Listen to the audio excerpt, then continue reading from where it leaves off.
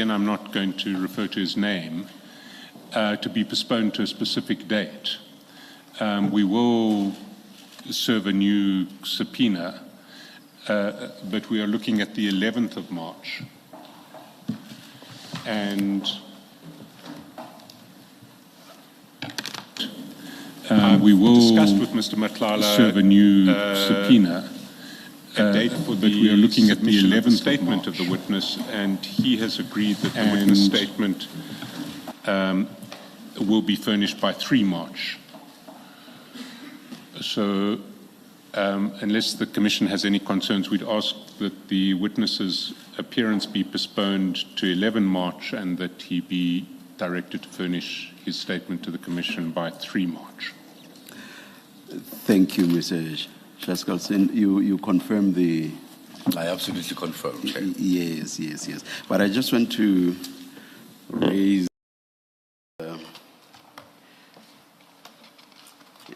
doctors are well known for their handwritings, but I think I'm the last person to comment on anybody's handwriting. My colleague, Commissioner Baloyi, and the Commission Secretary have told me to my face that my handwriting is worse than that of doctors.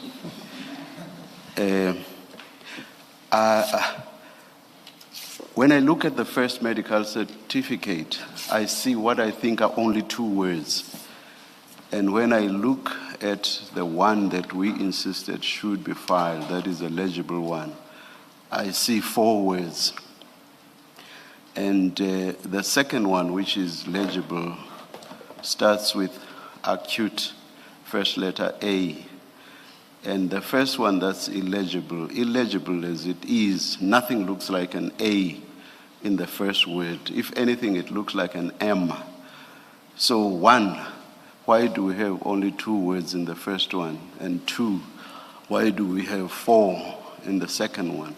Does it mean different medical conditions were reflected, or does it mean that the same medical condition was reflected, but perhaps in the first medical certificate expressed in 2 words, and in the second medical certificate expressed in 4 words? Secondly, that's the first point I want to raise.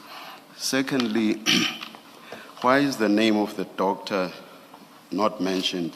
In paragraph 5, this simply says, I was observed by, open quote, a medical practitioner, close quote, unnamed.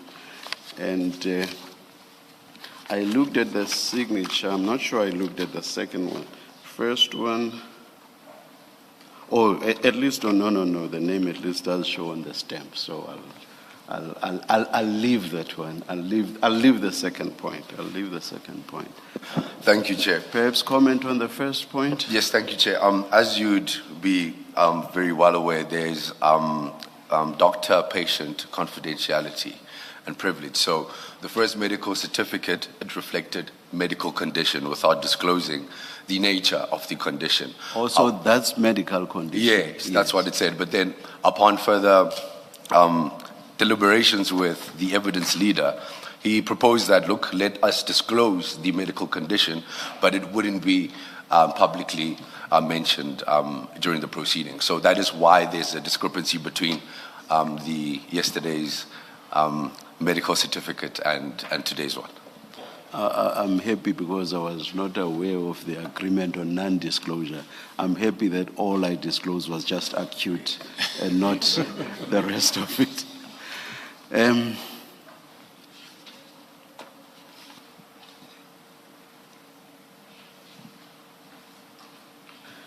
All right. Thank you very much, Mr. Matlala.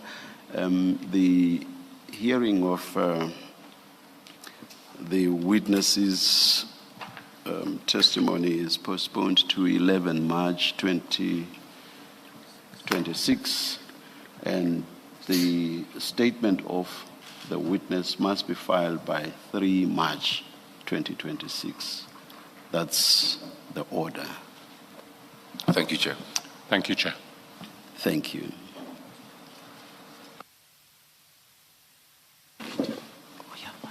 Is it practical for the next witness to come in with us sitting here, or do you want us to step out for a minute? Chair, we haven't been in communication with the next witness yet. I don't imagine there will be difficulties, but it may be more convenient just for you to Perhaps step out for 5 we'll minutes. just step outside and you'll indicate when you are ready. Let's adjourn.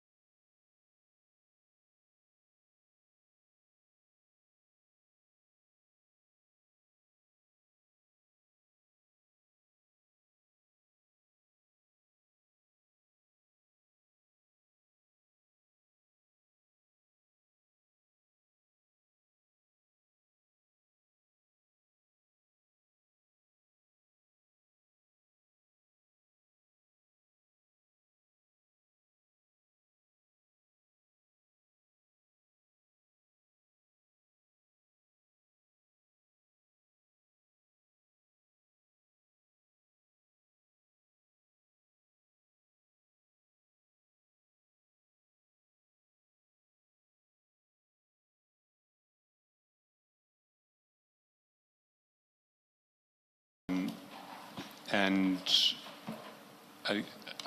I'm not, it may be, I'm not sure if the witness has been sworn in yet. Not yet, no. Okay. All right. We're certainly ready to begin. At this Thank you, stage. thank you. Good morning, Ms. Kasheka. Good morning, Chairperson. Good morning, Commissioners. Will you swear or will you affirm? I will affirm, Chairperson. Do you affirm that the evidence you are going to give is the truth, the whole truth, nothing but the truth? I will You affirm. give evidence, truth, nothing else Just but say, the I truth. affirm. Thank you, Chairperson. Please say, I affirm. I affirm. Thank you, you. Chairperson.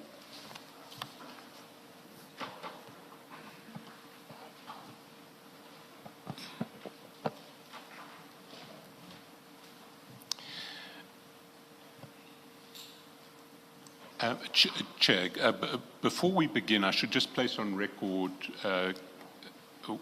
one fact, which is that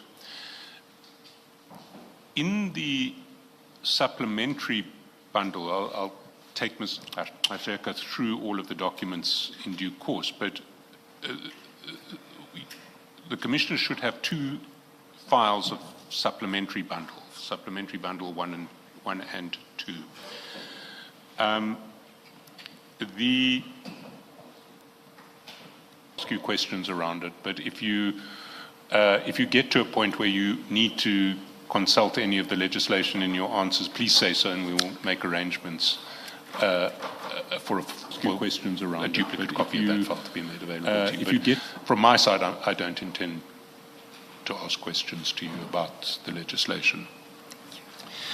Then there is the supplementary bundle arrangements, two files, and the only questions that you'll be asked today, to the extent that you are asked any questions, will relate to the first of that, the first file. Then there is the supplementary bundle arrangements, two files. And the way that we structure these questioning sessions is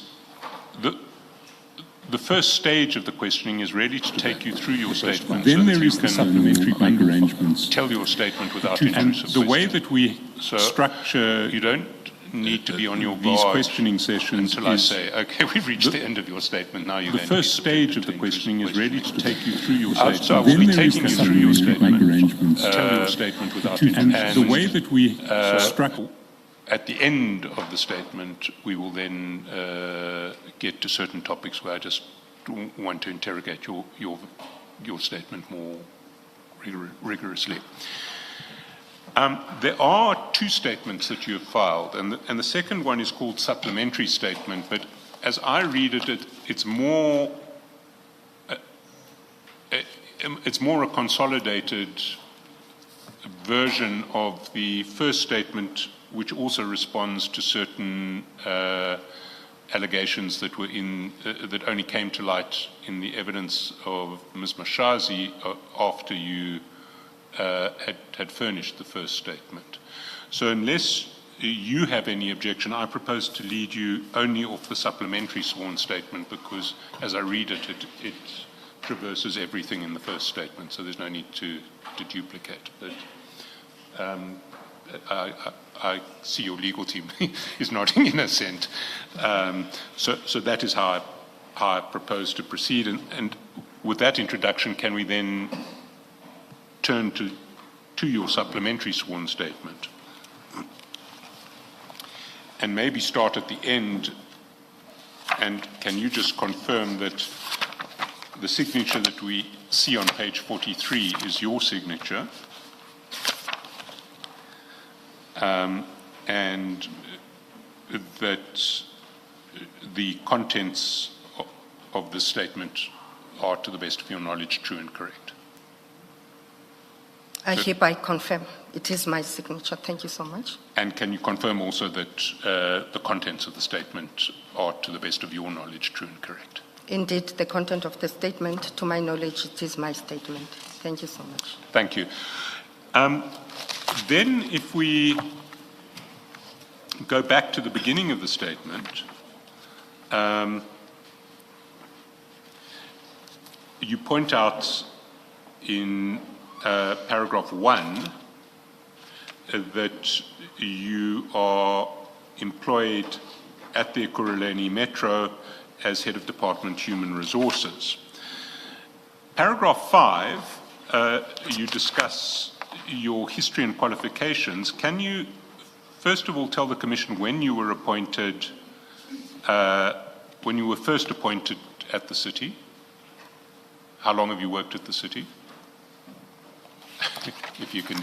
Okay, thank you so much, Chairperson, the Commissioners, and the Evidence Leader.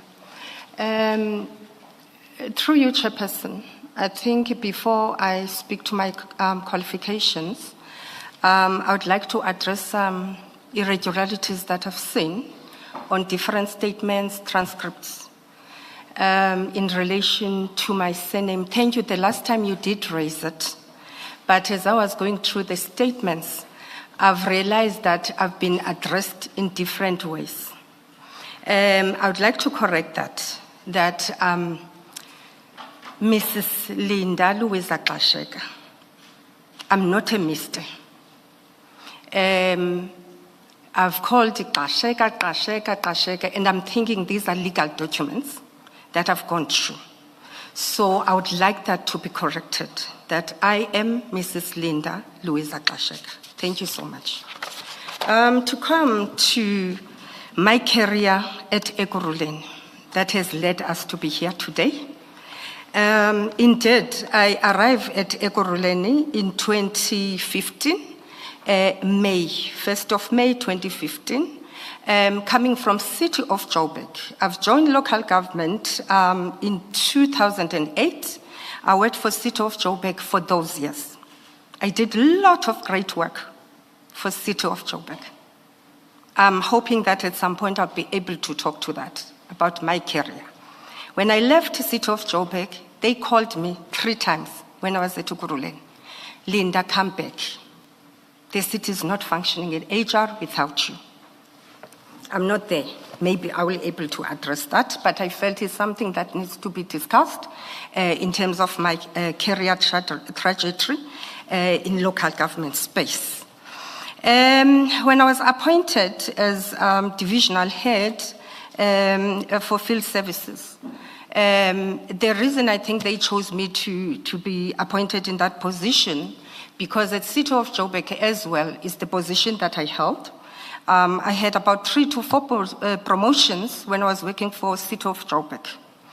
To some extent, I think when the City of Joburg was going through the issues of the billing system, the ICT system, at some point in one council, I was appraised for making a change and contribution to the change at City of Joburg. Hence, when I left, I was called to go back, but I felt that I've done my journey and I have a role to play at the City of Ekurhuleni. Hence, I stayed.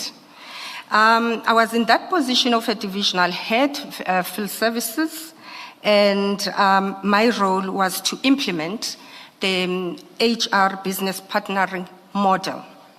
And that's what I implemented successfully in the city of Johannesburg. And I put systems in place. I developed the business partnering model, operating model for the city of Ekurhuleni. I've developed service level agreements without using any service provider. I saved money.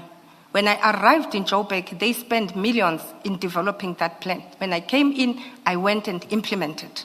I had so many highlights, but we're not here for City of Joburg, and I don't want them to be brought into issues of Ekurhuleni.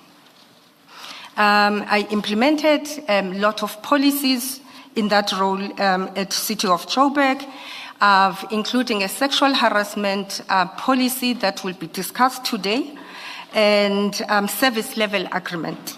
I've also implemented that. And those were the success. I came with the surveys to speak to issues of how our clients at the time, which was about 25 departments, were perceiving HR services. And from the findings of that survey, that's when we then developed all the other operational parameters and strategies for the city of Ekurhuleni. Subsequent to that, there was a first institutional review we embarked upon at the city of Ekurhuleni. And my position as a divisional head, field services, it was then merged with a divisional head, talent acquisition, recruitment, and selection. Then I was responsible for those two functions.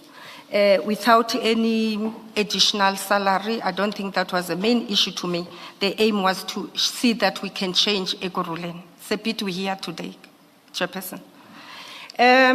Subsequent to that, I think in February 2023, on this day, it was on a Thursday, Council adopted my appointment as the HOD Human Resources. Such an irony, but a beautiful one, I hope, that today I'm here testifying for being in this role.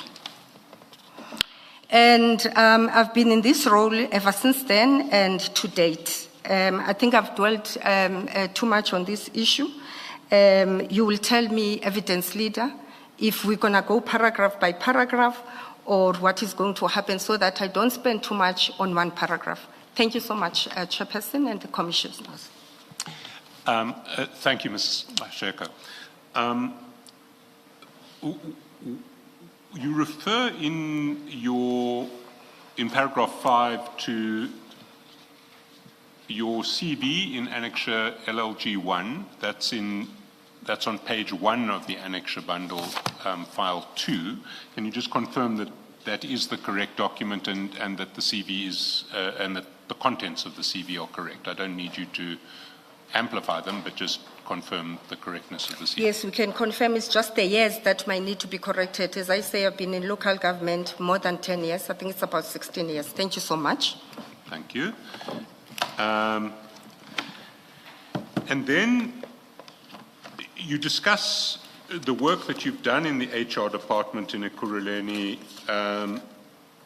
through the paragraphs 6 to 13. Can I ask you just to amplify a couple of these paragraphs? You say you've implemented the human resources business partnering model. Just wasn't clear to me. Can you just explain what it is? The human resource business partnering model is basically about enhancing the service that HR provides to the line departments, whereby you ensure operational efficiencies are improved, you understand the business itself so that you can be able to provide the correct and fit for purpose advisors to the departments, being a part of the line in all their decision making. And hence it was important to look at this. I said earlier on, one of the issues I embarked upon was the service, the customer satisfaction survey. That was also to be able to implement what is the client is expecting from HR.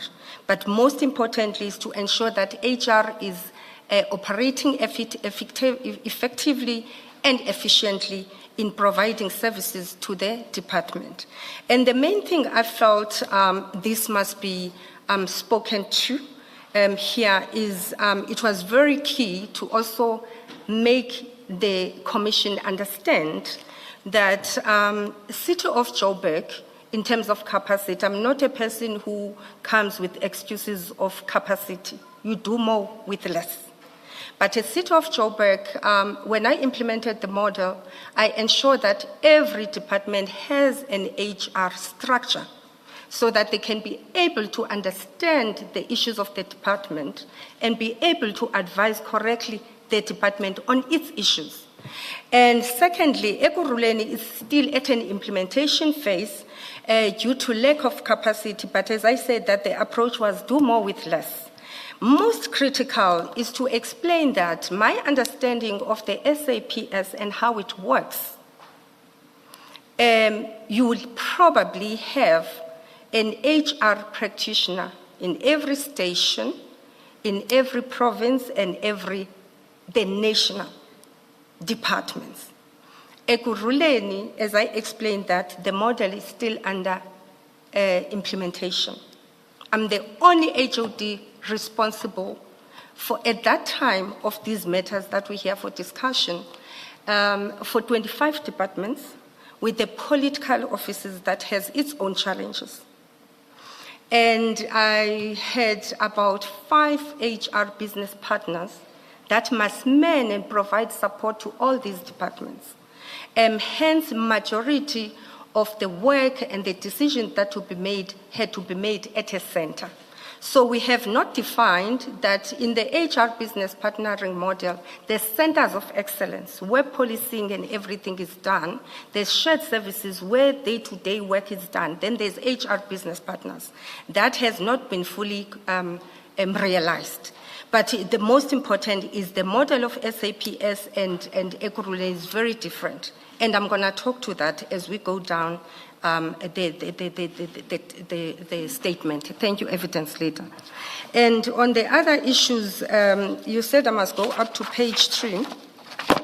I've also spoken to the functions, I think from page 210, the implementation of the recruitment. It's one of my highlights I had at Ekurhuleni. When I arrived there, recruitment services to fill positions, it will take more than 365 days. I just couldn't understand that. We've got service delivery issues. Customers, residents of Ekurhuleni are not happy, but we cannot have positions filled.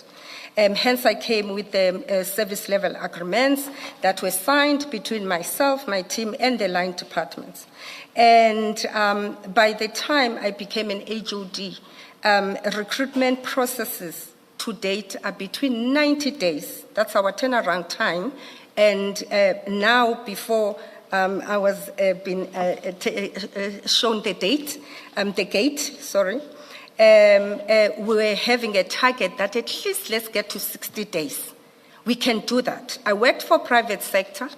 It can take a month to fill a position with a fit-for-purpose talent. And I feel that I'm aspiring that we should get to that. On the labor relations matters on page 3, I think that's the reason we're here today. I must emphasize that when we started with the issues that are bringing us today that I'll speak to, I get to encounter and be able to form part of the relations management deeply when I was acting HOD human resources, because before I was appointed, I acted when my predecessor left. And obviously it means I had one division. Sorry to interrupt, but can you just give us a date for that? When did you start acting? I've acted, in fact, we were acting, I think it was 2-3 of us interchangeably. I think it was from August 2022. And as I said earlier on, my appointment was, council adopted the appointment of HOD HR Linda Kasheka in February 2023. So the acting would have been August to February.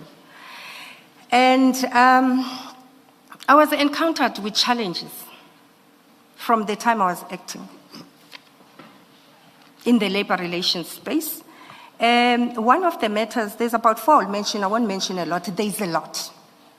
It was the Germiston Pension Fund. Commissioners, you might know about this. We had lockdown issues, Commissioner Khumalo. And at that time, Ekurhuleni was expected to pay more than 100 million for the pension not performing. And the changes to that pension fund were done prior to 1994, and it was locked.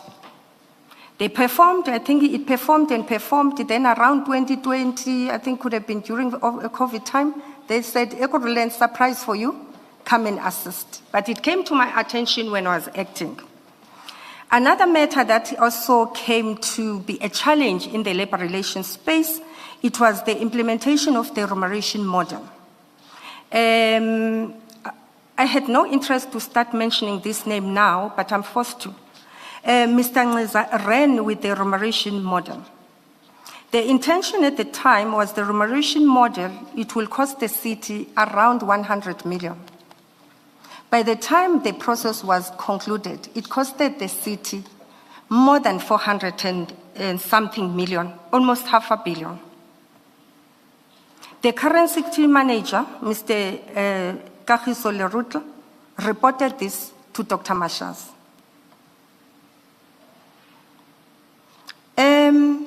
The challenges of this, it meant that the city now must embark on a moratorium. It means we reduce in filling of positions. We know, Chairperson and Commissioners, what that translates into. Limited capacity. We don't fill positions. Ultimately, what does that mean? Service delivery is impacted. And we expect that citizens of Ekurhuleni must be happy. These are some of the challenges I had to deal with. I was also encountered the Kalimashe and others matter, Gwejan and others matter. That one of those matters costed the city 500 million, $500 million. I had to sit and negotiate with the unions. Another one, by the time it came to the city, to the legal department, it was left with 6 days. It was a judgment, not even a contempt of court, a judgment against the city manager. I'm not going to mention names. It could have been the current city manager, it could have been the previous one. 6 days that are left. I'm the HOD HR. What is council going to say to me when she's arrested? What is her family going to say to me when she's arrested? These are some of the challenges that we've been encountered with from HR, and that's when I started partnering with legal department. We know some of the matters that they had to deal with, the PCX matters and all of that, but I'm focusing on the LR issues that they had to assist me with. I'm new in this position. I've got judgments. I've got contempt of courts. That on matters that Mr. Ngiza and the ER division could have negotiated years ago and settled. The fights you fight, once you get to labor, LAC, at least, you should know that you're winning or not. On the matter of $500 million, it was 1,000 employees that were impacted that were going to benefit on that. Some of them, they are union leaders, I won't mention the unions, come to me and said, HOD, I've already made a calculation. If you settle this for us and pay us this $500 million, I retire. I asked them, what does it mean for the citizens of Ekurhuleni? What does it mean for employees? Because it means we might probably have to retrench something that was never done in local government. It might mean we don't fill positions once more. What does it mean for your own children, for the generations that to come? These are matters I had to settle to an extent that we reduced from that $500 million and to a lesser amount. I think we signed with the current city manager only last year, but it was ongoing challenges that one had to take up the seat and own ER space. If I did not, Ekurhuleni might have closed by now.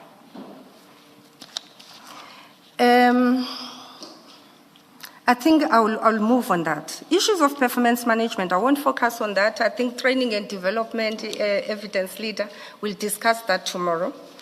Another most important thing that I need to discuss with commissioners in terms of my achievement is the advocacy programs. I think Dr. Mashazi didn't do justice here. While she came with her own programs, I developed programs when I came to Ekurhuleni. I resuscitated the men's forum because there was conversations that men must have Ekurhuleni. Probably won't even be here, or I wouldn't be implicated in other matters if those conversations took long before I arrived there. I've resuscitated that forum. I've developed the disability management forum. I've also developed a women empowerment forum, because I felt that we need an inclusive and a diverse workforce.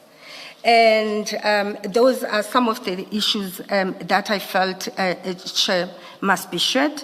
I don't want to be controversial, but there is one structure that was not yet done, and maybe I shouldn't talk to it just because I don't want to be misquoted. For now, I'll stop the evidence leader. Thank you, Chairperson. In paragraph 15, you point out that this statement is really furnished in response to a Rule 3 notice that was dated 26 November and sent to you by the Commission. That Rule 3 notice is at page 40 of the annexure bundle. And I think it may make sense as we go through the statement, as you lead into each topic, to highlight the question that was being asked of you by the Commission. So if we can, sorry, I think it's also important to emphasize that why this supplementary consolidated statement is furnished is that when you got the Rule 3 notice, it was before the testimony of Dr. Mashazi. You were subsequently given a supplemented bundle that had Dr. Mashazi's testimony, and you then wanted to amplify your original answers having regard to what was said about the relevant topics by Dr. Mashazi. Can we start at paragraph 3.1 of the notice? And that's at page 41 of the annexure bundle. Which bundle, Mr. Justice? It's file 2. 2 of 2. No, 2 of 6.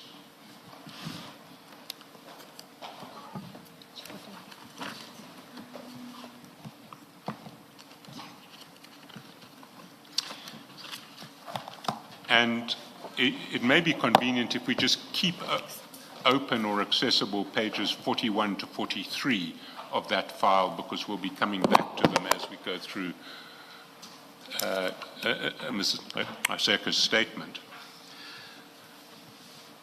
But in paragraph 3.1, the notice says that the testimony of these 3 witnesses, and at that stage it was Mr. Nkliza, Ms. Tepa, and, no, it was 5 witnesses. It was Mr. Mapiyei, Mr. Spies, Mr. Nkliza, Ms. Tepa, and witness D, implicated you in alleging that you unlawfully supported and participated in the usurpation of the powers of the Chief of Police as contained in Section 64C of the SAPS Act. And then it's particularized under 3.1.1 onwards. But you respond to 3.1 generally from paragraph 18. And can you just briefly deal with your general response to paragraph 3.1.1, 3.1, from paragraphs 18 and 19 of your statement? The allegation of usurping powers of the Chief of Police. Thank you, Chair.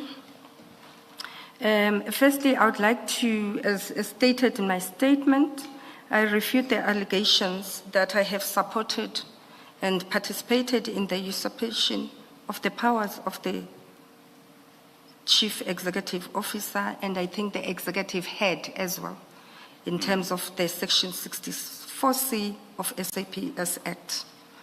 And the reason is that, Chair,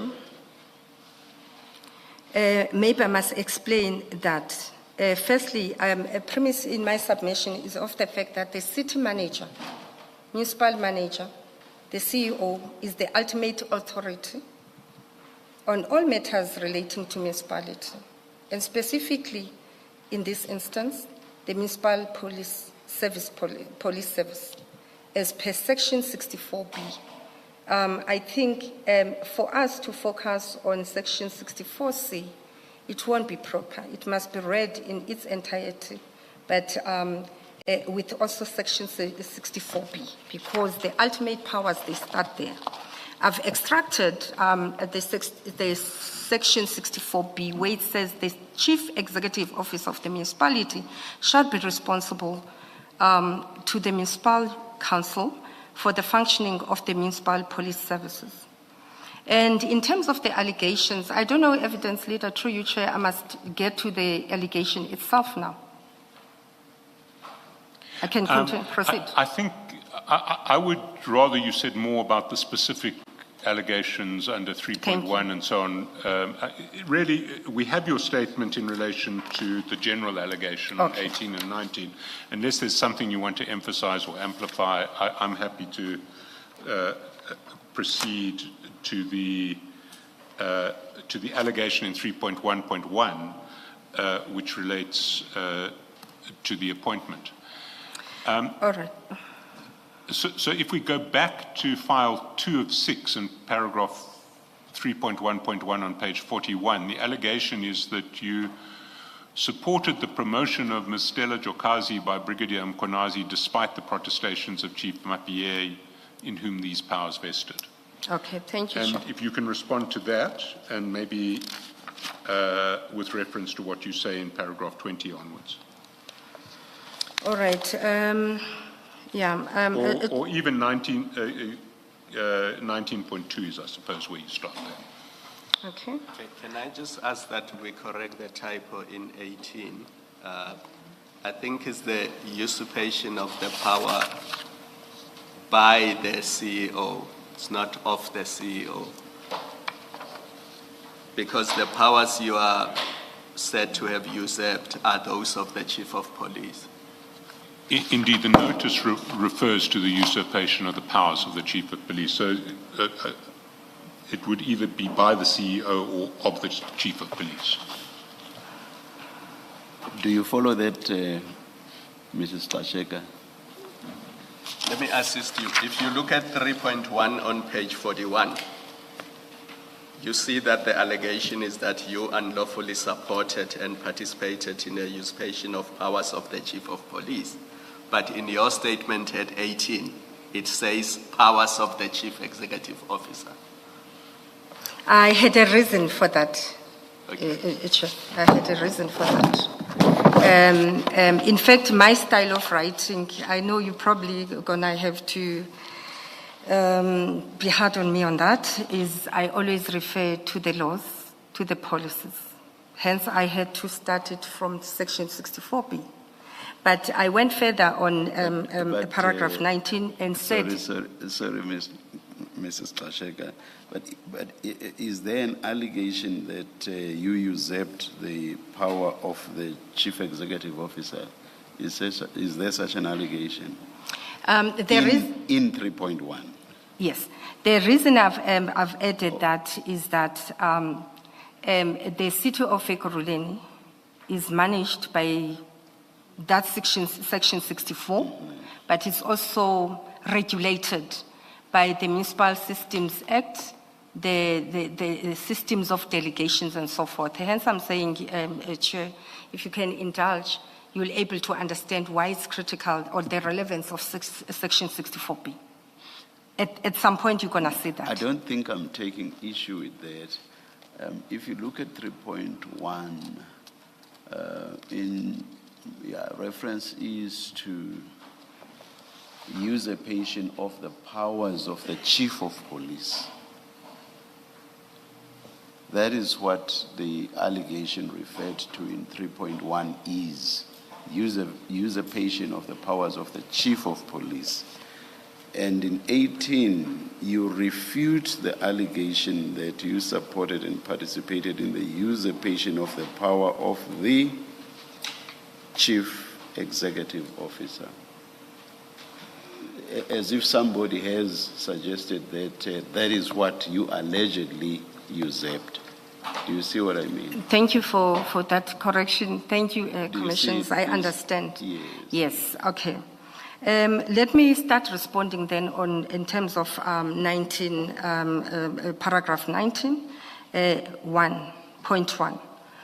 As I said that I unequivocally dispute this allegation in that in provision 64C, it must be read in conjunction with other applicable legislation, laws and COE policies, which dictate and provide guidance on the framework and processing of the recruitment, appointment, promotion and transfer of members of the municipal system, police services. I further want to submit that on the 10th day of April 2024, I received from Chief Isaac Mabandla. A proposed selection panel that had his name as the chairperson. It had my name as the HOD-HR.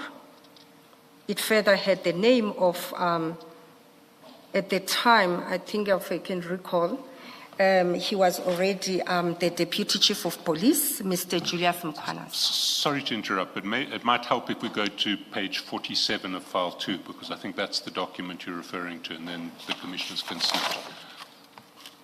it. Page? 47. Thank you. Yes, yeah, I can take the commission to that page. This is solicited services of HR, myself specifically, by the Chief of Police. His memo is dated 10 April 2024, directed to Linda Kasheka, HOD Human Resources, from IJ Mabandla, Municipal Police Commissioner, Chief of Police, EMPD. The heading or the subject, EMPD panel members for the Director and Deputy Director post. The above matter refers proposed panel members for Director and Deputy Director, Operations and Specialized Services. And then there's two tables there. The first table with the heading Director post. Chairperson, IJ Mabandla, Chief of Police, panel member, El Kasheka, HOD Human Resources, panel member, J. Mkhwana, Deputy Chief of Police. He invited me into his process. And as I said, there's nothing wrong in terms of our current model at the City of Ekurhuleni. Can I just ask here, is the system of interview panels for appointments one that is consistently applied through the EMM and the EMPD? Through you, Chair, can you please repeat the question? Is a system of interview panels for appointments one that is consistently applied across the municipality and the municipal police department? Thank you, Chair. Yes, indeed. It's done in two ways. For levels below a divisional head, where departments are proactive, they will then write to me and provide the panel. Some instances, they will copy even the city manager. And then for the divisional heads, that particular level, I think executive managers, senior executive managers, because they are fixed-term contracted employees, that I will, most of the time, 99% of the time, I take initiative and request for instance, from filling of positions, because it's a 5-year contract, so they tend to expire. So I'll initiate that and write to the city manager. The departments, they would normally call me the line HODs and say, this position you sent to us, you notified us it's about to expire, please assist with the process. So below that level, they will write to us and request with a panel. In some instances, I'm not included. In some, I'm included. Preferably, I shouldn't be included. But sometimes they do want me there. Thank you. Apologies for taking long there.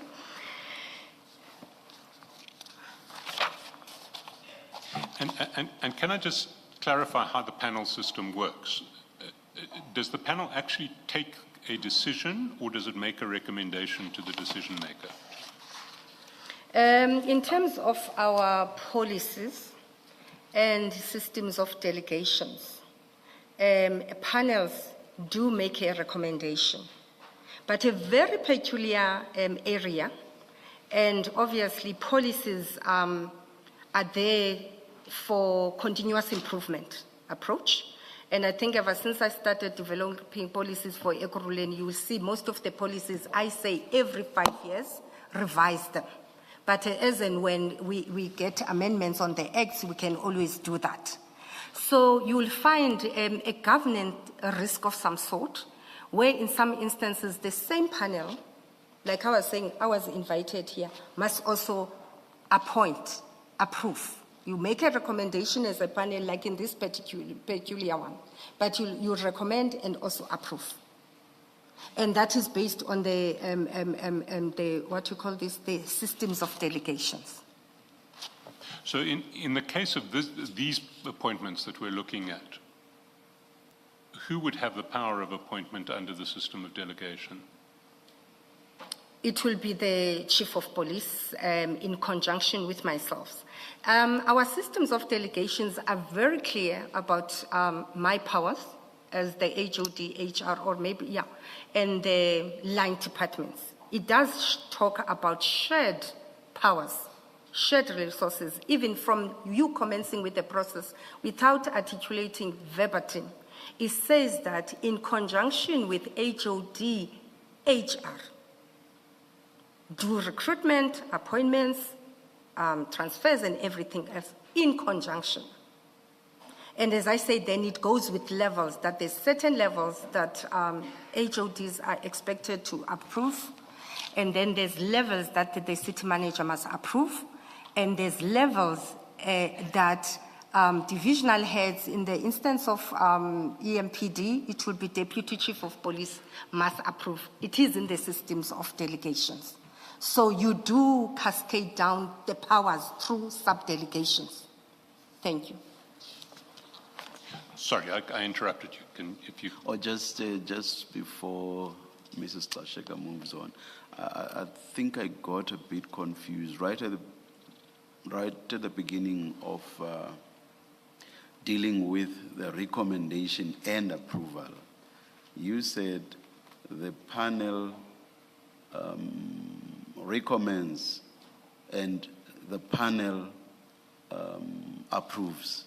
Did you say that? So if this panel recommends and this panel approves, who does this panel recommend to if it's the same panel that's going to approve? I find that confusing. I just need clarity. I'm not, Chair, that's why I said that that is one area of governance risk. One area of governance what? Risk. Governance risk. Yes. In that you do find peculiar in certain levels where, in terms of systems of delegations, for instance, that for a director, a DCOP must approve. Now okay. you have that DCOP. Let me ask the question again. Do you mean the interviewing panel recommends to itself? Is that what you mean? Why does it recommend and not simply appoint then? The good part on that, as much as it's a risk that is identified, but the good part is the panel, as much as the city recommends, it does not do the due diligence. It does not write the report. In this instance, for instance, after the interviews were done, the report was then written by the secretariat, the recruiting secretariat. It will write the report. It will tell you if there's anomalies. You know, maybe let me jump a gun and get you where we should be going here. In this instance, for instance, Chair, when there was a challenge on the qualification of Ms. Stella Chukas. Oh, shame. It's a pity that we have their names here. The main thing that was a challenge in terms of my statement, the chief says, after we shortlisted, I think we shortlisted about a very strange thing. It doesn't normally happen. We shortlisted about 7 to 8 incumbents. Candidates. And then the chief then calls me and said, look, we need to have a discussion on this. And I made it very clear that we don't do that outside the panel. Let's go and discuss on the panel. But to cut this story short, his main concern was that he was targeting Ivan du Plessis for the position. After I stopped him having a telephone conversation on the day of the interviews, he arrives in my office early. The chief doesn't make an appointment. Chief gets to your office, even hardly sends emails. He writes all these memos. He does the writing, but will send them to your office. He arrives there, He's highly respected. When he enters, people stand up. And to me, even if you are a general employee, you are a high person, I've got an open door policy. So it usually comes in. HOD, I'm targeting Ivan du Plessis. And I said, Chief, you know, we can't deal with things that way. Why? He meets all the requirements. And I said, all these people who shortlisted, we can't shortlist you if you don't meet the requirements. And it's a collective decision. 3 of us must account if there's a panel member that is, a candidate that is shortlisted, we shouldn't. And number 2, I explain that, Chief, you allow the process to run its course. Let alone that we've got employment equity Mrs. plan. Tashe, I think you answered my question, which was, does the panel Thank you. recommend to itself? And you basically said yes. Thank you, Mrs. Tashe. Thank you, Chair. Yes, Mr. Shaskovsky. Maybe to jump ahead, if we can go to page 72, which I understand to be the recommendation coming out of the panel. Is that correct?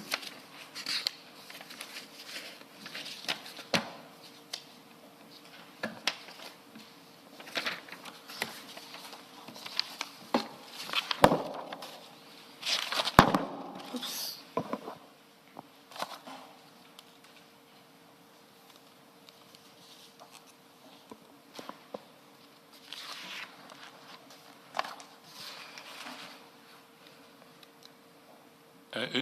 Do you have page 72? Yes.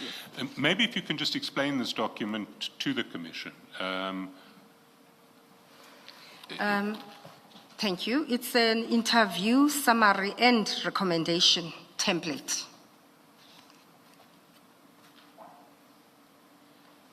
And this is in response to, this was the template filled out following the interview for this post that we're talking about. And if we go to the bottom, just correct me if I'm wrong, I'm explaining how I see this, this document. You see the scores that the 3 panelists gave to the 6 shortlisted candidates. The first column, the first panelist was the chief, the second panelist was yourself, the third panelist was Chief Mkonazi. Then higher up, name and surname is everyone who was present, the 3 panelists, an HR person, I think, I can't read it. Is it Kelly Mahlangu? Willie Mahlangu. Willie Mahlangu, okay. Underneath there were some union representatives as observers. And as I read this document, there is a scoring by the panelists, and the highest scorer is Ms. Jokazi, the second highest scorer is Mr. du Plessis. Is that a fair summary of it? That's correct. And presumably this form reflects what actually happened in the interview. That's correct.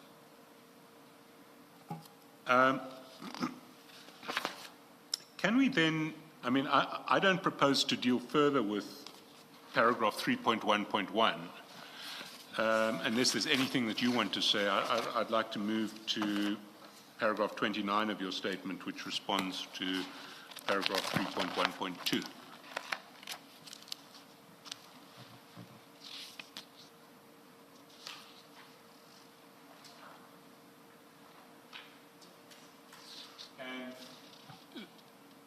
There, if we go back to page 41 of that file too, the allegation in 3.1.2 is that you supported the exercise of powers by the erstwhile city manager, Dr. Mashazi, notwithstanding that powers were, the relevant powers were being vested in the chief of police. And you respond to that from paragraph 29. Can I ask you to explain your response to the Commission? Thank you, Chair and Commissioners.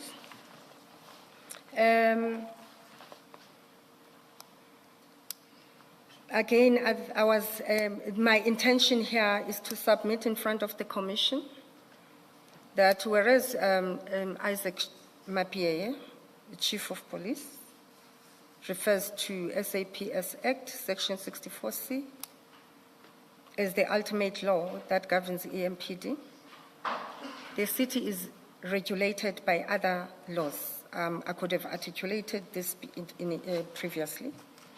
We have the Municipal Systems Act, specifically I think Section 55, but I'm not going to dwell on that. Municipal Structures Act, Municipal Finance Management Act, Municipal Staff Regulation, as amended in September 2021, Labor Relations Act that we must prescribe to or subscribe to, the Disciplinary Procedure Collective Agreement, amongst other few legal prescript that can be mentioned that governs the city of Ekurhuleni.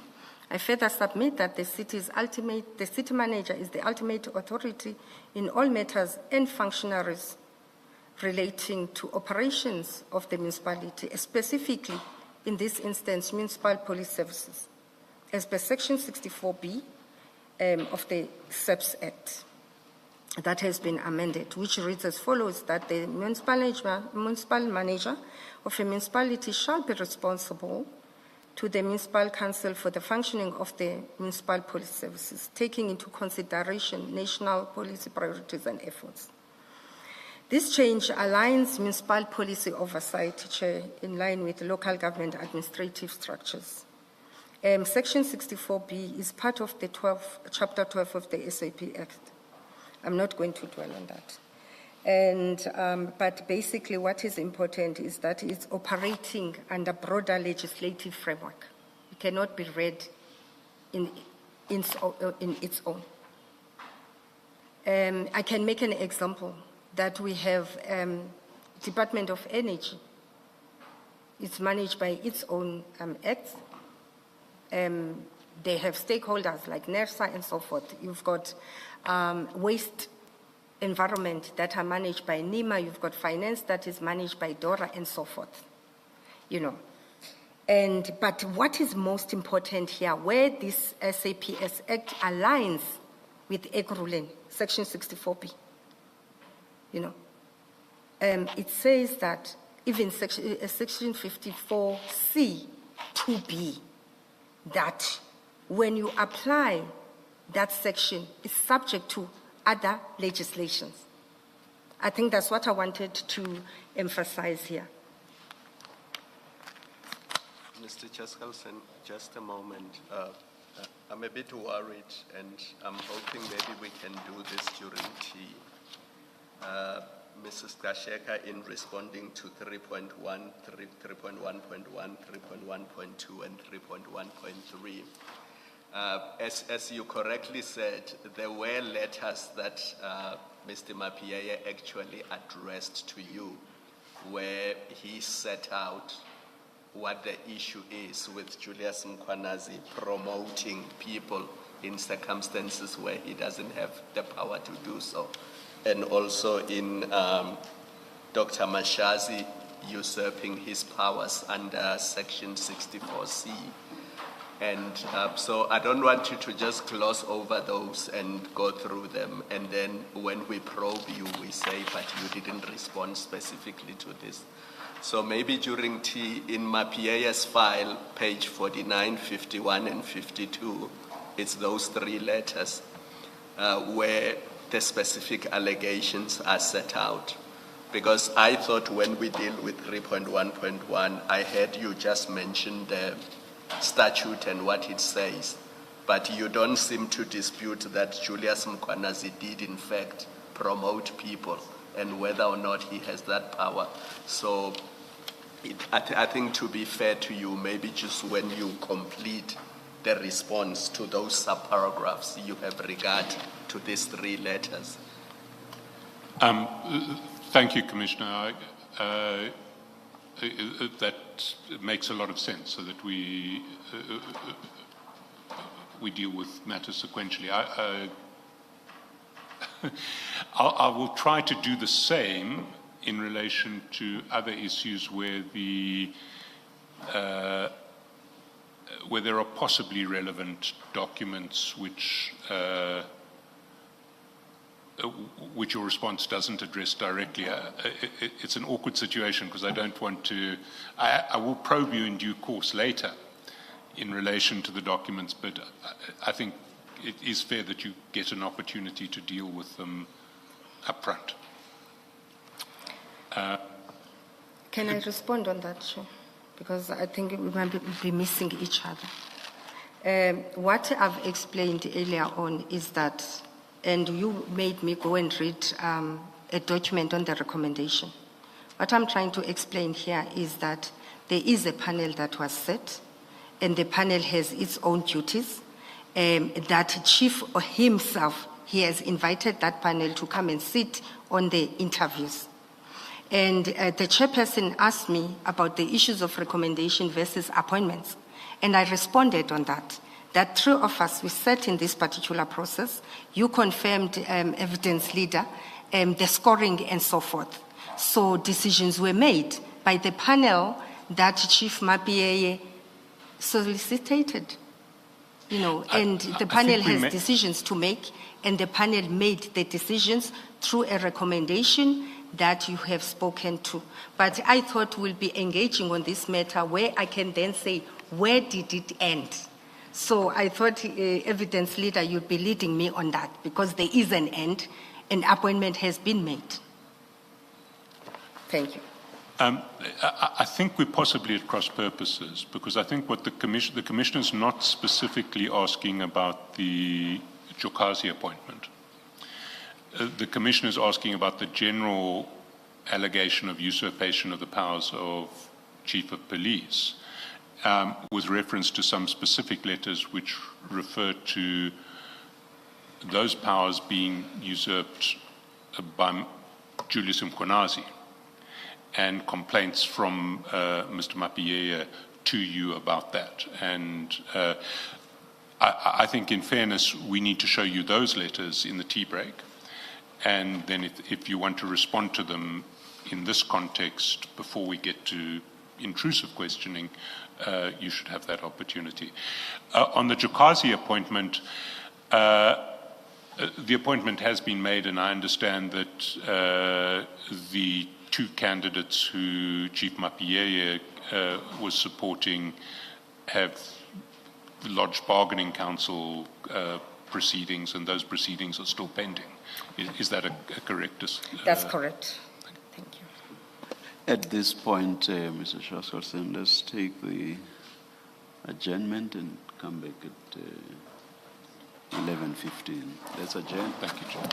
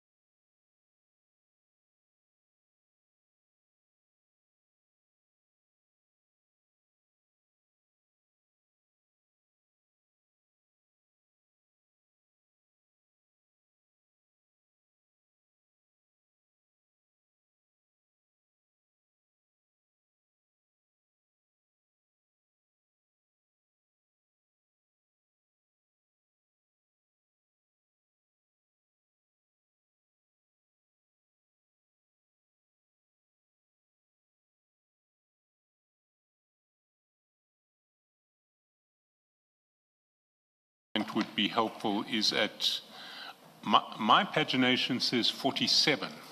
It's a letter addressed to you on the 13th of April 2024 from Mr. Mapie, and it's about EMPD promotional posts and vacancies.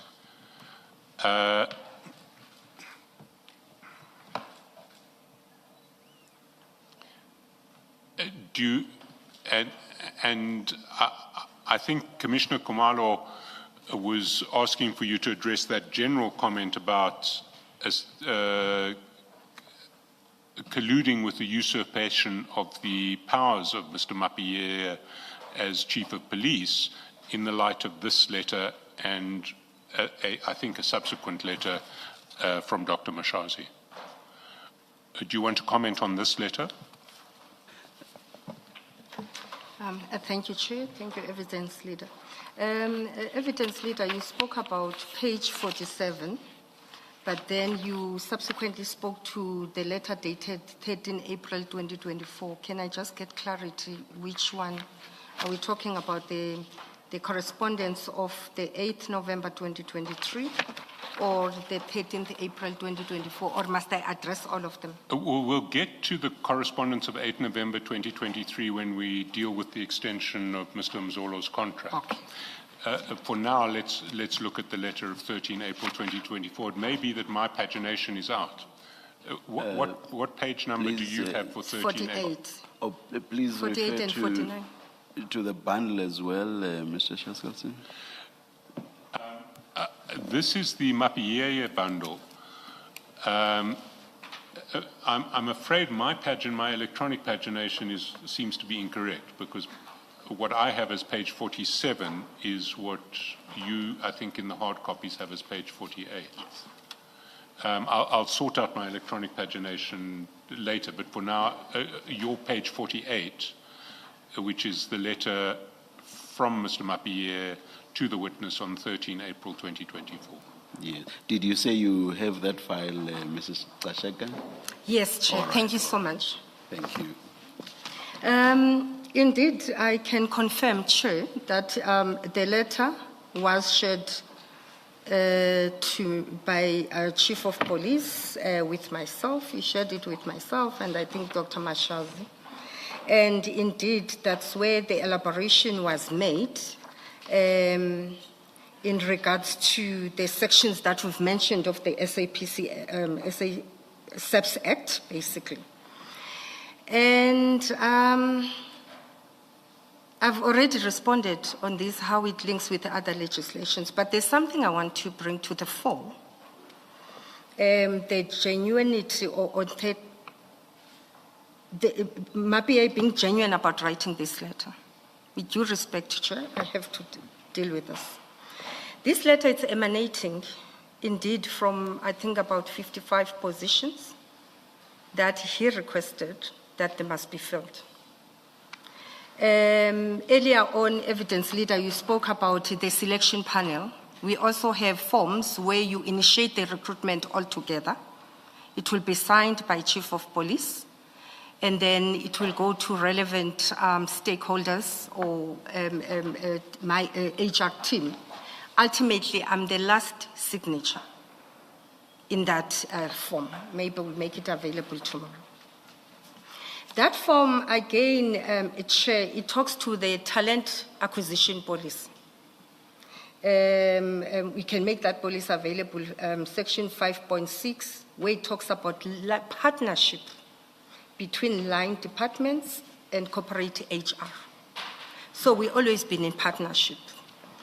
The issue here, Chair, in one of the areas where I'm implicated, is in regards to the Chief of Police being suspended. There's a lady here who was promoted. And when we get to that implication and my narrative, you will understand from that lady's statement what actually transpired between herself. Is this Ms.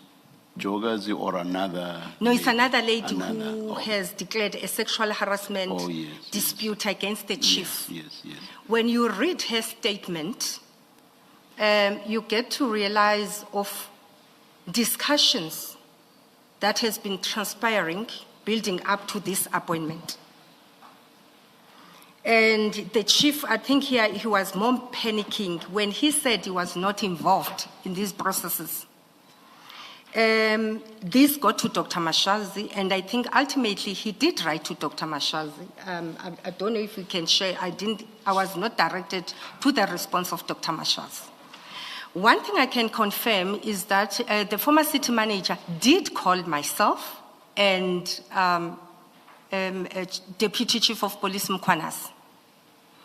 And these issues were raised, the partnership, the reporting lines, and so forth. In their discussion when they were responding to Dr. Mashaz, where she explained, I think she explained here, that chief, in terms of, despite your SEPS Act, our delegations and other policies and legislations, I've spoken to it, that there's different sub-delegations that are taking place. The chief is expected to sit in the divisional heads positions and the deputy, up to deputy directors. But if you recall, on the letter we spoke to, his memo earlier on the deputy directors, he didn't include me and himself. And that already is an indication that as you go down, you do sub-delegate. I saw his statement. He said never in the history of EMPD will have a deputy chief of police appointing. And that's not true. From his own letter, he said in the request for panels for the lower level, these. So these are the issues we're discussing with Dr. Mashaz. An undertaking was made that Deputy Chief of Police Mkonazi must keep the Chief of Police abreast of the processes. He then said in that meeting, we have weekly meetings. You know, the ESCO of EMPD, I am updating. We left Dr. Mashaz's office, we went to my office, we emphasized that this updating must take place. So this letter, it's talking to that, it was addressed. Remember, I've said my role is to provide, it's a transversal support. And when Chief raises these issues of SEPX, I do listen to it. And where I feel I must withdraw, I withdraw and allow them to continue with their work. What is important, I did do my job, I advised. So that's the context I wanted to put in this report, that this correspondence was not written with a bona fide mind. Can I just ask for clarification? Did you respond to this letter because it's addressed to you and the city manager is copied? As we've understood it, and I'm asking clarification, I'm not engaging with what in fact happened and whether it's right or not. You are the addressee, the city manager is copied, you are telling us the city manager called you, even though she's copied. My question is, did you respond to a letter addressed to you? And if you did, do we have that response in front of us? Thank you, Chair and Commissioners. I did respond, Chair. We had numerous meetings with the Chief of Police. You did not respond in writing? No. Maybe I should have been clearer. Did you respond in writing? Your answer is no. No. Okay. But there's something I need to quickly say. I won't waste your time, Commissioner. On a weekly basis, one of the issues, the systems or interventions I've put, my team gives a weekly report on recruitment. And emanating from that, then I'll have discussions with the departments telephonically or via a meeting. So indeed, I did address. But subsequently to that, Dr. Mashaz was assisted, and Chief wrote to Dr. Mashaz, if I'm not mistaken. We then had a formal meeting. Thank you. Can I maybe assist Advocate Chaskalson? The witness has already answered, but maybe if you go to the letter on page 52, that's the one you were referring to, where you say the Dr. Mashazi did respond and address the issue. And then you don't have to read all of it, or maybe you can take time if you want. But as I understand it, it was addressed in terms of the last paragraph on page 53. And that's where it ended, and that's how it was resolved. Thank you, Chair. Indeed, thank you, Commissioner, for assisting there.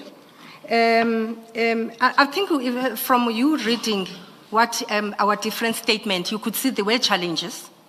And I think ultimately what Dr. Mashazi raised and said the chief must do to assist the institution is to draft a policy that talks to all this integration of all these legislations that we can't ignore. They are all important. They are all absolute. So indeed, and that policy, Chair, to date, I'm here, Chief is also not there, I haven't seen it, but the aim was, let's stop the confusion. And if it was drafted, we would have all contributed and would have clarified so many issues that made us to be here. Thank you. Can I just, in the light of Commissioner Kumalo's intervention, I'm confused now. The letter that I was asking you about and that we were looking at is dated the 13th April 2024. Commissioner Kumalo has referred you to a letter of the 6th of June, and it starts your letter dated 5 June 2024. So this can't be a response. Can I maybe assist Sorry, here? I'm completely It confused. seems to be a response to the letter on the preceding page of the bundle, which is a separate letter dealing about the appointment of the conferment of rank and insignia. So 6 June at page 52 responds to 5 June on page 51. Yes, and 5 June is Chief Mabandla to Dr. Mashazi. Indeed. Yes. On a slightly different subject, which is, I think, Yes. the conferment of rank and insignia. Yes, thank you. Commissioner, I don't know if it was taken, my response, when I said I had a meeting with Chief and the weekly meetings. You answered me. Oh, You thank said you. your response was a meeting. Thank you. It wasn't in writing. Okay. I thought that's what you said, and I heard you.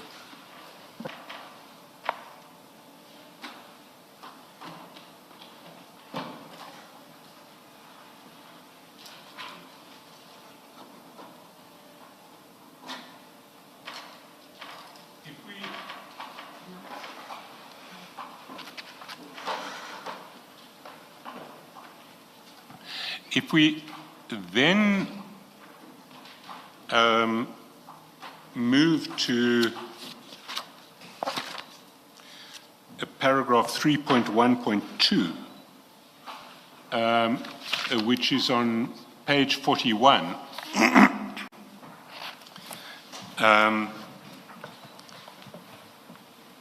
where the allegation is that you supported the exercise of these powers by the erstwhile city manager, notwithstanding the powers being vested in the chief of police. I understand that you have already essentially responded to that with your discussion of the legislative framework. From my side, I'd like to proceed to paragraph 3.1.3, which deals with the extension of Mr. Mzolo's contract, which we touched on earlier, unless there's anything that you want to amplify in paragraphs 29 to 40. I'm comfortable. Thank you. If we then go to 3.1.3, the complaint is that you attempted to extend Commissioner Mzolo's contract that was due for expiry at the end of November 2023 for 6 months. And you respond to that in paragraph 41. Can you just explain your response to the commissioners? Okay, maybe I can go straight to the annexure of Chief Mabandla on page 45, Chair. That is the letter from myself to Dr. Mashazi. I've explained earlier on quickly that for divisional heads... Sorry, Mrs. Mashaka, can you just wait for the commissioners to get to the document? Otherwise, Apologies. I won't follow what you're saying.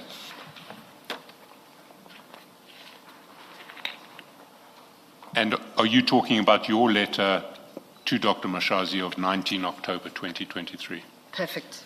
We are there. Okay, thank you. Thank you. I explained earlier on that for divisional head and deputy chief of police, they are on a 5-year contract. That is also wrong, by the way, in terms of the latest legislations, but we're not there to discuss that today. Because it's a 5-year contract, they tend to expire every 5 years. Proactively, I will write to the institution, to the Dr. Mashazi, after engaging the line departments or after they've engaged me, and request for an extension where I feel we are not going to conclude a recruitment process timelessly. And here my intention was to request. If you read paragraph 1 of that letter on the purpose, it stipulates that the purpose of this submission is to request the approval of the city manager for the extension of the employment contract of Goodman Mzolo. I would like to take you to page 46, Commissioners. It's clear here there's no intention to usurp anybody's power. If there was that intention, I would have excluded Chief Mabie. I think in my own file, you will see how sometimes these extensions are written. In my draft, Chief Mabie is the first signature. First, that already is giving the vested powers. I'm offering those vested powers in him.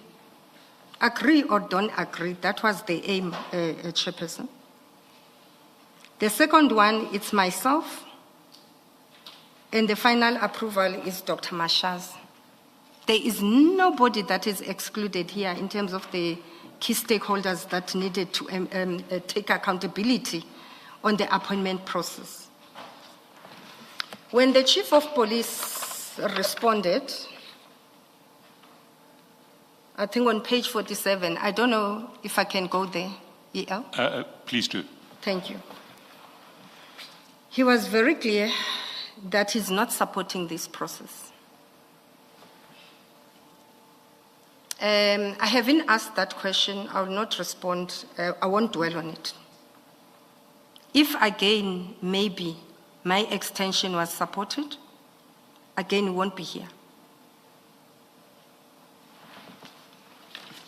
In the recruitment of this process, we ended up with 2 recommended shortlisted candidates.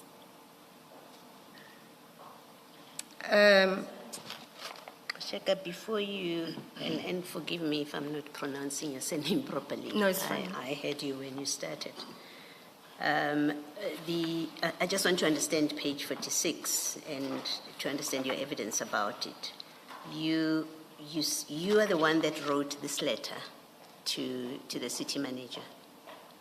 You are nodding. The record doesn't pick that up. Apologies, I couldn't hear that. Yeah, I'm asking. You wrote this letter to the city manager, or is it Chief Mapia who wrote the letter? If you see the standard of how we communicate in the city, there will be inquiries. So the acting DHTA and HRBP drafted the letter. Yes. And true, I'm supporting it because it's our process in HR that we took proactive measures when there is a position to be filled. I'm not asking who drafted the letter, and I'm really trying to understand what I'm seeing here. I'm not probing yet. I'm not asking who drafted the letter. I'm asking this letter to Dr. Mashazi. Who is it from? It's not from your... It's from myself, Mrs. Yes, Linda which Kashev. is what it says in page Yes. 1, right? Yes.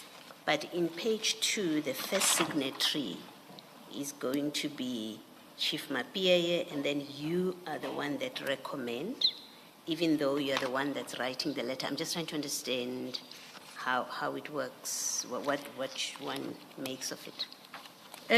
As I said, in my own statement, normally, the way we write these letters are written by my office to Dr. Mashaz, where I will recommend to Dr. Mashazi, that let's extend because the recruitment process is not yet concluded.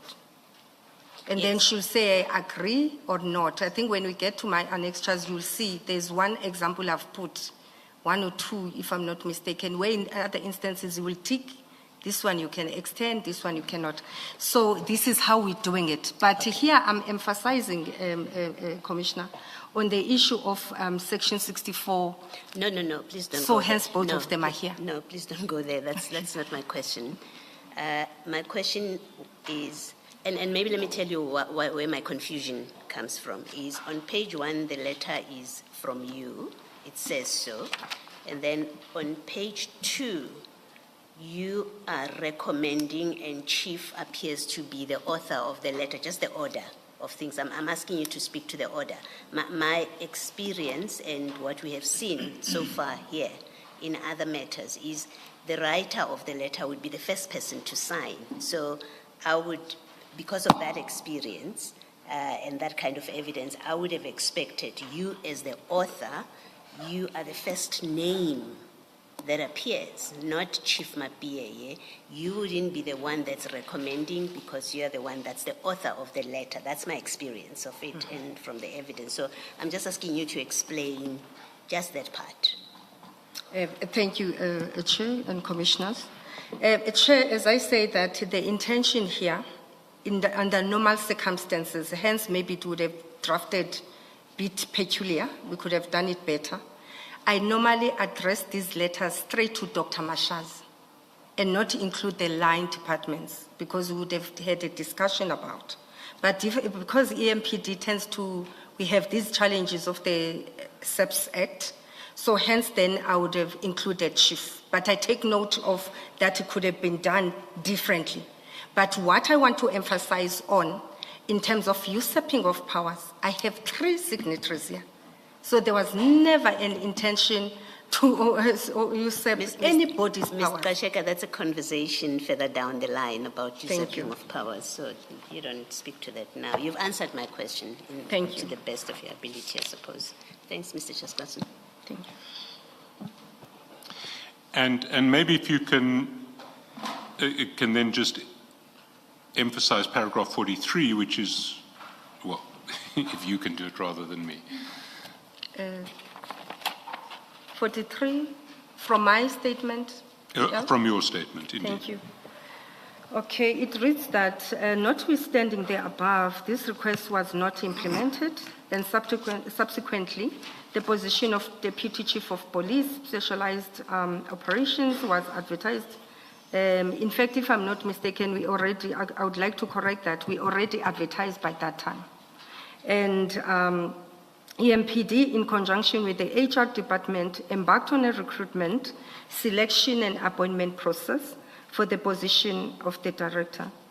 The mere fact that there were 3 signatories, that on its own should be clear as an indication that there was never a malicious intention to overlook the Chief of Police, but one aim was to provide proactive HR services and required guidance to the EMPD at all times. That further indicates that my intention and aim was to ensure that all relevant parties are engaged in this regard. I think we've spoken to this. Thank you. And maybe, I mean, there is a document that's attached as LLG 13 to your statement. It's at page 84 of file 2. And that looks to me like a motivation for the extension of 2 other divisional heads whose terms were expiring roundabouts the same time. Can you repeat that, sir? If you go to page 84 of file 2, there is a document that has the label LLG 13, which isn't actually the LLG 13 that's referred to in your statement. That LLG 13 is the document in Mr. Mapie's bundle that we've just looked at. But this LLG 13 seems to me to be a similar letter in which you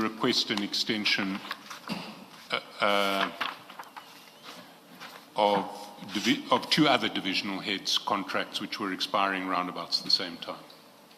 Is that, am I understanding this letter correctly? Thank you, Chair. I think that's what I was trying to explain even to Commissioner Baloyi, that normally I will write straight to Dr. Mashaz, the city manager, where there's extensions to be done.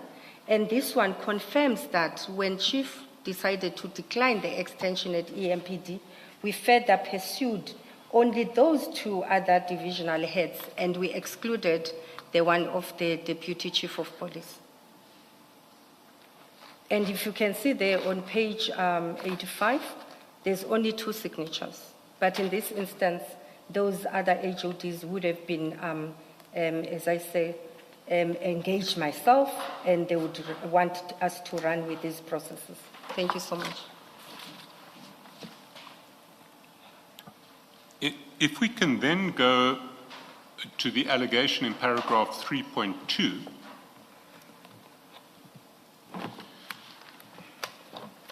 the allegation is that you unlawfully interfered with the disciplinary processes which were instituted against Brigadier Julius Mkhwanazi concerning his involvement in the fraudulent registration of 7 vehicles which were owned / related to CAT VIP to the municipality's official vehicle fleet in your capacity as HOD in that.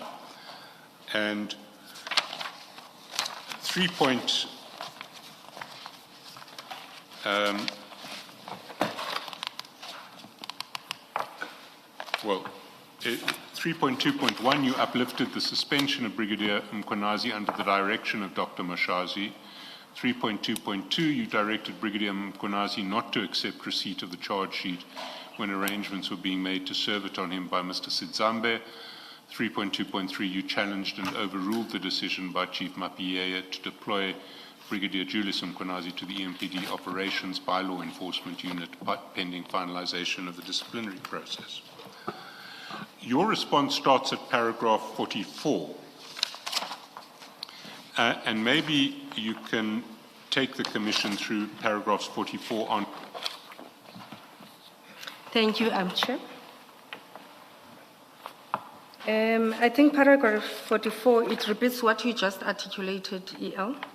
I would like to refer rather to paragraph 45. I submit that to the best of my recollection of those events, the issue of blue lights came to my attention came to the attention of the municipal officials based on the social media clips, video clips, that have been circulating at the time. I think it was around February 2023. I hope I'm correct with the dates. I emphasize that at this point, I was the acting HOD HR, and I didn't know Julius Mkhwanazi since he was middle management in terms of occupational levels. And I would not necessarily know all the employees. I've already spoken to the head count or staff complement of Ekurhuleni of about 15,000 permanent employees and 8,000 temps and EPWPs. On the 2nd February 2023, the acting chief of police, Rivers Peace, initiated the investigation. I think that's what I'm trying to explain in terms of what transpired, and the allegations that were leveled against the erstwhile Brigadier Julius Mkhwanazi, pertaining to the document issued by Commissioner Julius Mkhwanazi to receive and appoint vehicles and cab services, respectively. A copy of the investigation letter, I think we have dealt with it. Even the other witnesses who came here, they've dealt with it. The issue was brought to my attention. Can I ask you just to confirm it? We're talking about the same document. It's at page 86 of file 2. Yes. Yes. Thank you. The issue came to my attention through Mr. Nziza. I think it was around 15th February 2023. That's why we're in this journey. Via WhatsApp, where he shared the video clips regarding the blue lights that were installed in some cars, although it did not show, by the way, who was in the car, not the registration, but what I saw in the TikTok video clip, it was just written, typed by somebody, the registration. Xolani Nxiza then requested a meeting to discuss the suspension of Julius Mkhwanazi. It is imperative that one outlines the city's designation. By the way, Commissioner Mkhwanazi, in terms of how he's appointed, I think I've already alluded to that, is the Deputy Chief of Police. A few days later, the meeting was held in the boardroom of the city manager. Xolani and Chief Mabiyeye engaged me in the boardroom of the city manager. And this will be subsequent to the meeting, it is on their statement, where Chief of Police and Xolani Nxiza went to meet with Dr. Mashazi, I think in Dada Motor dealership, something like that. There's a meeting that took place there in some offices, strange enough. And in their discussion, from what I read here, in their statements, then Dr. Mashazi said, engage the acting HOD as well, so that she's kept abreast. Again, commissioners and chairperson, I want to bring it to you that we were brought into this matter by the Chief of Police. It takes a junior employee, instead of disciplining the junior employee, he feels he must engage Dr. Mashazi and he must engage, subsequently I must be engaged. It's correct, I'm the acting HOD. Xolani Nxiza reports to me, by the way. He's a divisional head, and he always continued to report to me. We met in the boardroom, and I was interested on the videos in terms of what is actually happening there, what is that evidence? You know, before I can even agree on that we embark on a disciplinary hearing. As I said earlier on, I couldn't understand those video clips. All I knew is that Mr. Xolani Nxiza, in his WhatsApp, he did say we are in a war. Obviously, I needed to understand what war is this. The conversation changed very quickly, Chairperson, and it focused on how dangerous Mr. Mkhwanazi is and how the Chief of Police is scared of him. He told us that he has increased up his VIP protectors. He is about to install cameras and beef up security in his house. I then asked, if we can correct that, what about Xolani Nxiza and myself? We are divisional heads, I was just acting. We don't have money to beef up our securities in our homes, and so forth. The chief, in his response, he then says, look, I'm arranging VIP protection for Xolani. Already, I think he got himself 2 cars. And I said in that meeting, Chief, I'm a woman. You are arranging protection for yourselves. You don't arrange, you don't care about my safety. I think Mr. Nxiza attested to that. I then said, if you don't care about my safety, but can you take care of my, I've got a baby, I just had a small baby, that I must raise up. Chief was just cold. He didn't see how important it is to take care of my protection. It was just shocking. I then left the boardroom, Chair, I'll say that. I left the boardroom, I didn't sign any suspension letter, I didn't confirm that I'm going to participate in the process.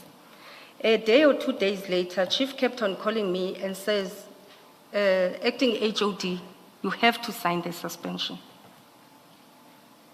I've got a professional duty to sign, despite I'm safe or I'm not safe.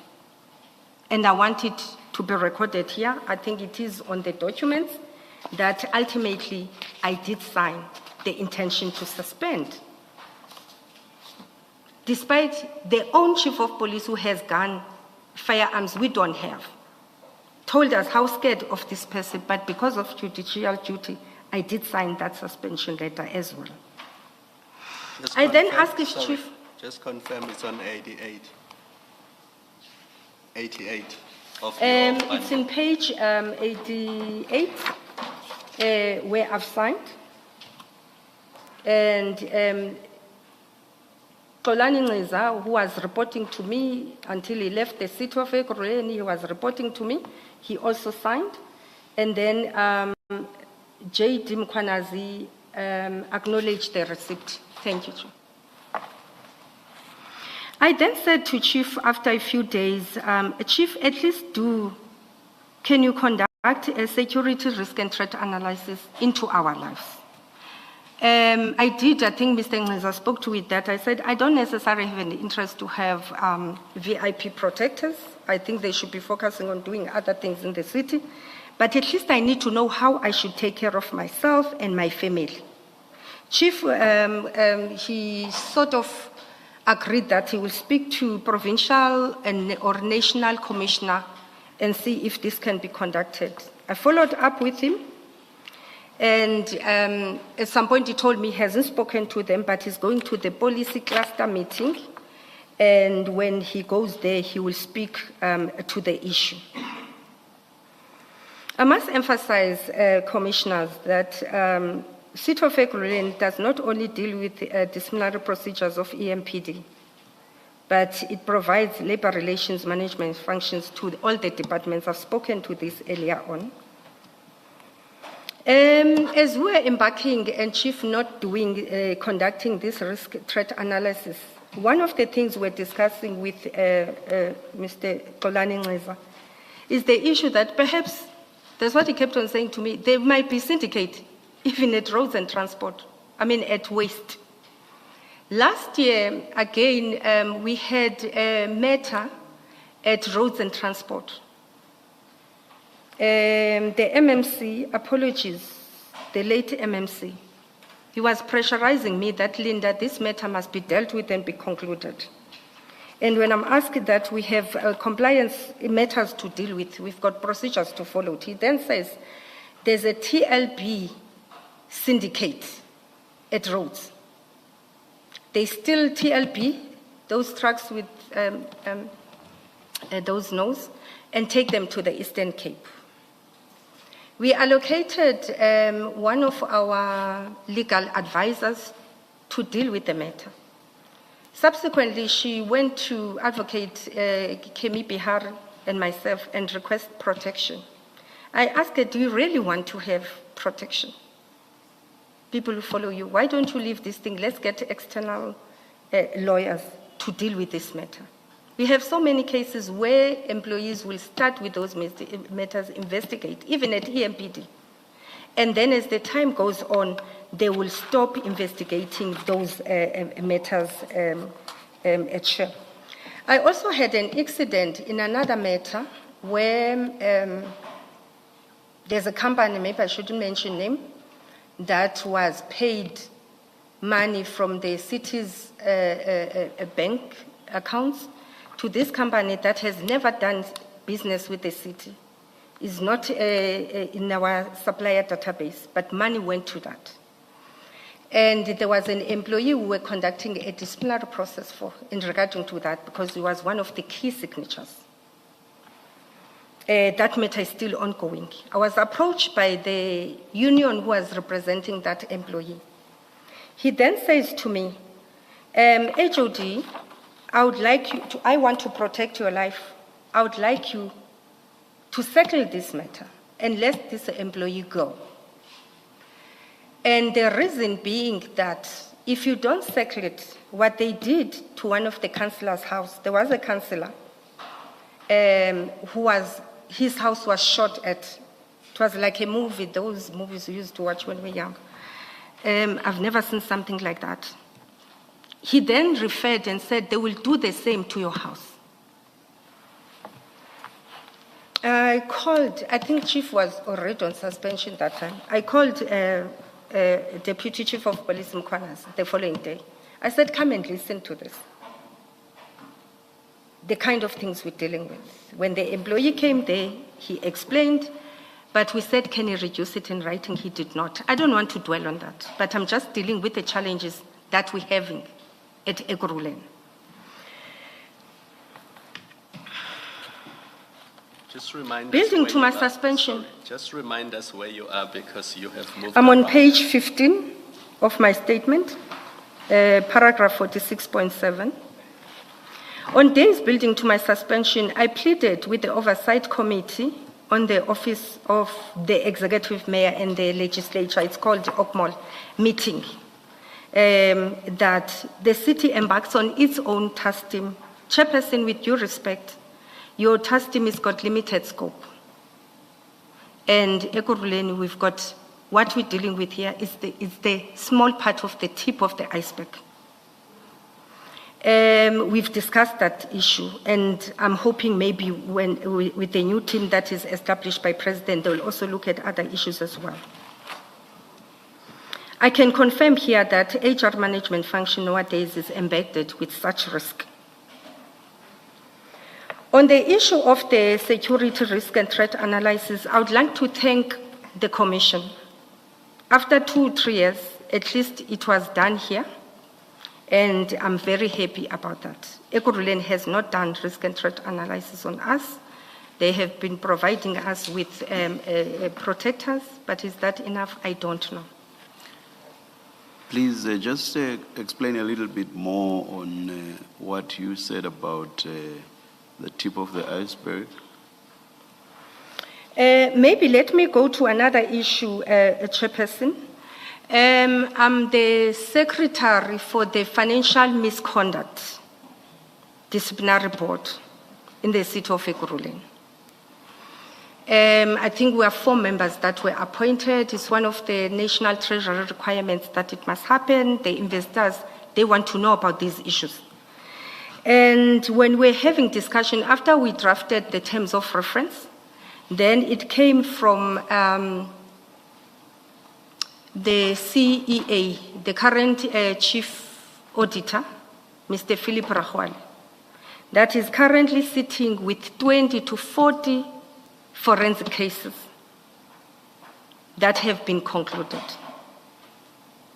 And these are one of the issues we discussed with OCMO. And the MMC, I think Pretoria used to be, is the former MMC for corporate, also knows about this, and others, that bring these cases to the fore. Let's find a way of dealing with them and know what we're dealing with. If possible, we close them. And the forensic firm report to Mkwanazi that I'll speak to, I think it was one part of those.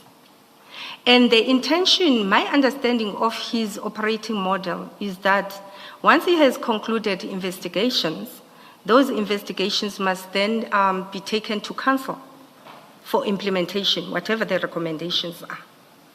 So I think that's what I was trying to explain, that your scope, your respect, I respect, and we're learning from South Africa from this commission. We might have missed others, but this one, we're learning.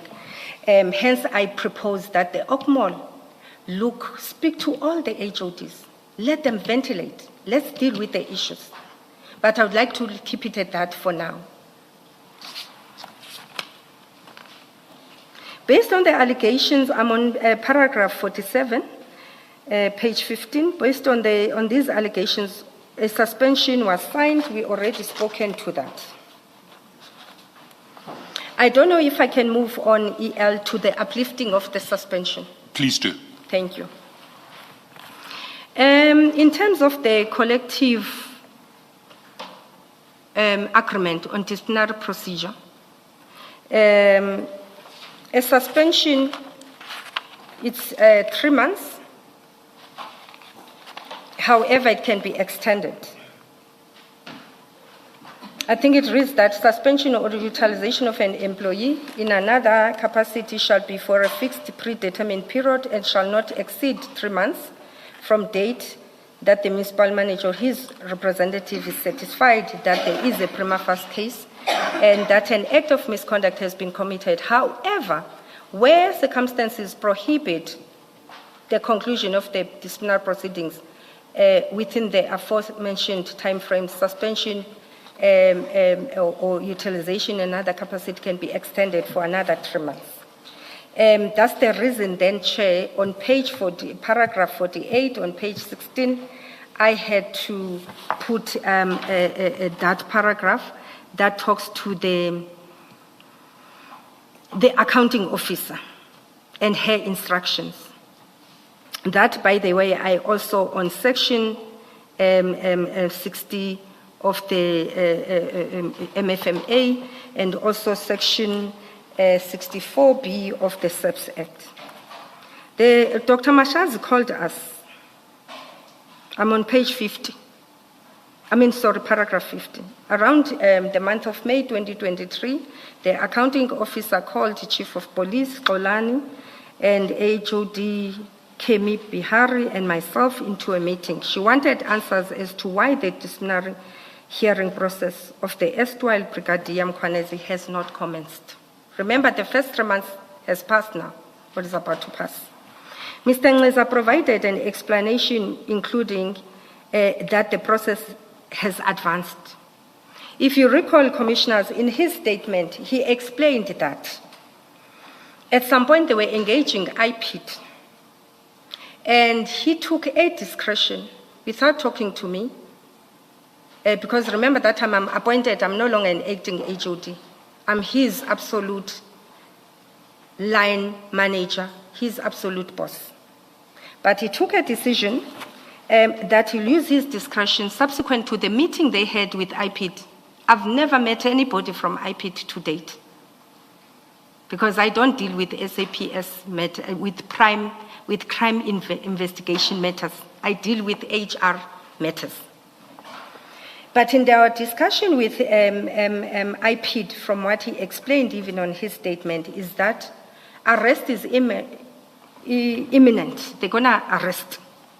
And therefore, he took a discretion that perhaps he should not discipline. He must wait for the arrest. 3 months is going. He doesn't discuss that with me or Dr. Mashal.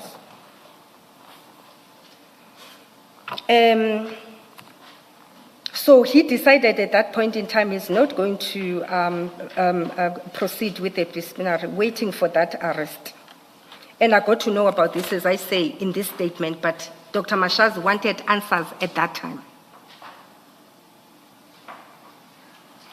And Dr. Mashazi decided then there's no point for us to extend the suspension any further. They've spoken to that. We're all called in a meeting. What I've realized with the city manager, the former city manager, is that every time she engages you, she's well vested with knowledge legally. At that time, I didn't know where she would been briefed, but you could hear that she's briefed. In our debate, that's why at some point we were told, me and Advocate Kemi, we're always together on things.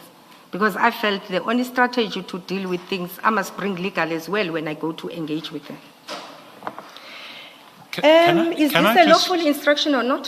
Sorry, can I just clarify? You're talking about a meeting in May.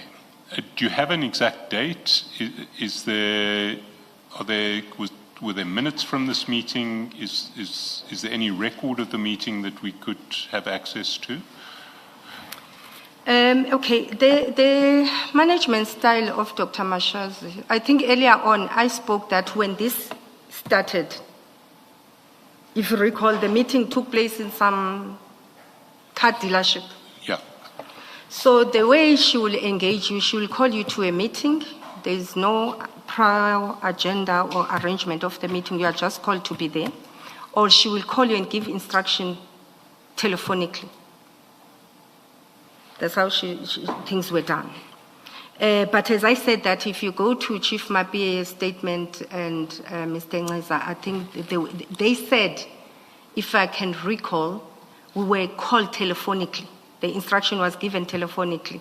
I think that's where we differ. On my side, I'm saying I think we had a meeting on that particular day. In your original statement, the earlier one, not the supplement, in 27.3 on page 9, that's where you deal with that meeting. Okay. On the first statement, yes. Not the supplementary? Yes. Okay. Thank you, Commissioner.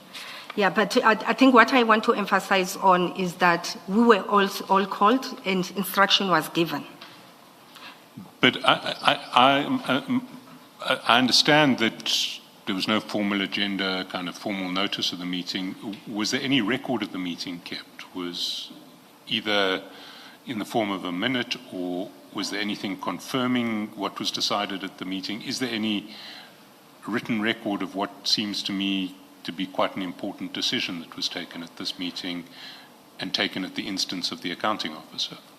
No, there is no record of the meeting. I've said it earlier on that the management style was that you'll be instructed telephonically, even if there's a meeting, it's an informal meetings. The only formal meetings we'll have is the SMT, the Strategic Management Team meetings. There they record, they have minutes, and other formal meetings. But where there's instructions to be given, majority of time, you are just called.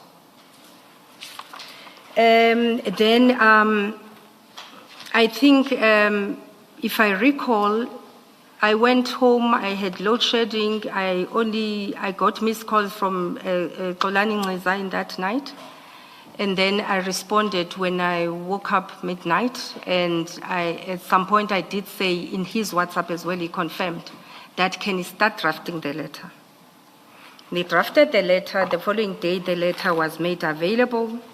I signed it, and Mr.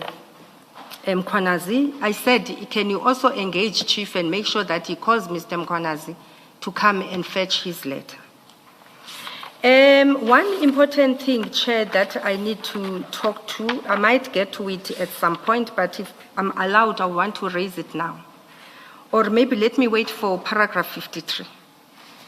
I want to say here, what I want to emphasize on is the DPCA, clause 16.4. 3 months, you can extend, but an instruction was given by the accounting officer, and therefore there was no extension of the 3 months. To be honest, even bargaining council, they have no appetite of us extending suspensions. If they allow you, that 6 months will be the last, but they will be very hard on you. They expect that you should have started with the process. And my understanding, in terms of law, you will correct me, suspension is not punitive. It talks to, are you going to interfere with the witnesses? Are you going to jeopardize the process and so forth? So the debates, as I say, you find the city manager well-vested with knowledge legally. The debates become minimal, especially when there's also legal that is there, then I can only do so much as the HR practitioner. Just so that I understand your evidence on this, you're not saying all of that about the bargaining council's appetite and the city managers being vested. You're not saying those are the reasons that there was no extension. You say there was no extension because the city manager instructed. It's that simple and plain. At least that's what you say in your statement. For now, and as I said, I will elaborate when I get to paragraph 53. I was just clarifying. Thank you. Thank you. Can I'm also trying to get the sequence right. The meeting had to be before the 24th of May, because you say around the 24th of May you reminded Mr. Mkhize to draft a letter of upliftment. Can you place approximately, how long before the 24th of May would it have been? A couple of days, a week? What are we talking about? Thank you, Chair. I think it was around the 23rd, because if I recall, there was a draft of the extension. We intended to extend. In fact, if we extended again, I will keep on saying all these small errors or big errors we did wouldn't be here. So it was drafted. I had an appetite to extend. But like I said, that there's discussions that are taking place between Chief Xolani and Dr. Mashaz. And if I can get to 53, I will tell you what probably made Dr. Mashaz not to agree on the extension. So it would have been around the 23rd, and I'm reiterating, I wanted to sign the extension. Do we have a copy of that draft to extend? I'm not sure if it will be in my file, but it will be in the file of, I think, Mr. Ngiza or Chief Mapieye. And one of them also attested to that. I think Xolani Ngiza did mention that he did submit to me. We had a discussion. I was ready to sign. Thank you, Chair.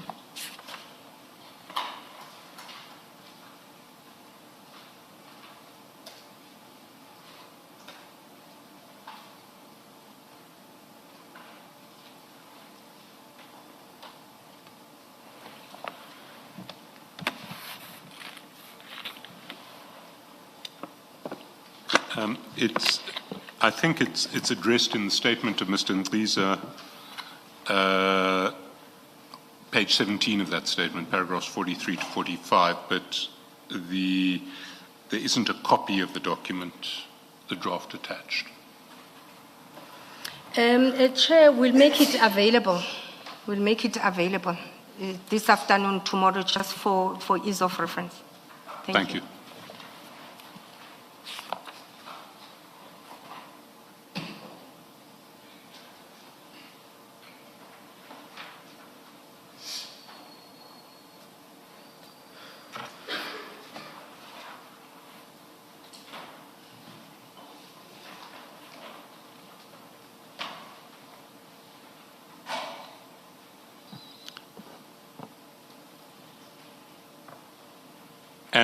And maybe if you can, I mean, have you said what you want to say in respect of 50.3? Yes, I think it will overlap to the issue of the charge sheet and certain emails that transpired, and that probably also caused Dr. Mashazi not to want to extend. I'll speak to that.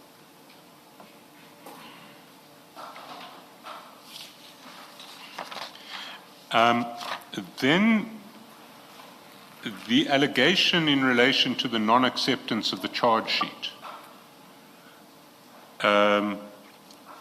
That's an allegation that we see at 3.2.2 at at page 42 of the statement of the annexure bundle. The allegation is that you directed Brigadier Mkhwanazi not to accept receipt of the charge sheet when arrangements were being made to serve it on him by Mr. Sidzambe. And you respond to that from paragraph 53. Can you just address your response now? To address this issue, Chair, I'm disputing this allegation that is leveled against me, that I instructed Mr. Mkhwanazi, along with the accounting officer, not to accept the charge sheet.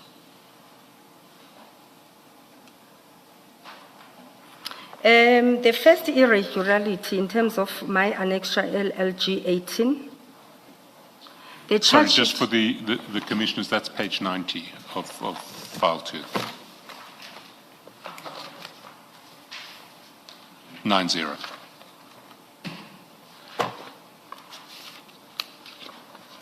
the charge sheet, Chair, a normal standard legally, although I don't want to get to the legal space, I'm not a legal practitioner, but a normal practice is that the charge sheet, somebody must make a comment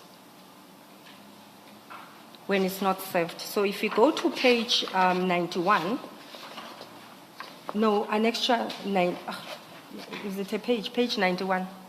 Page 94 is the end of the charge sheet where there's a space for acknowledging receipt. Okay. Oh yeah, page 94. Apologies on that. It's very clear.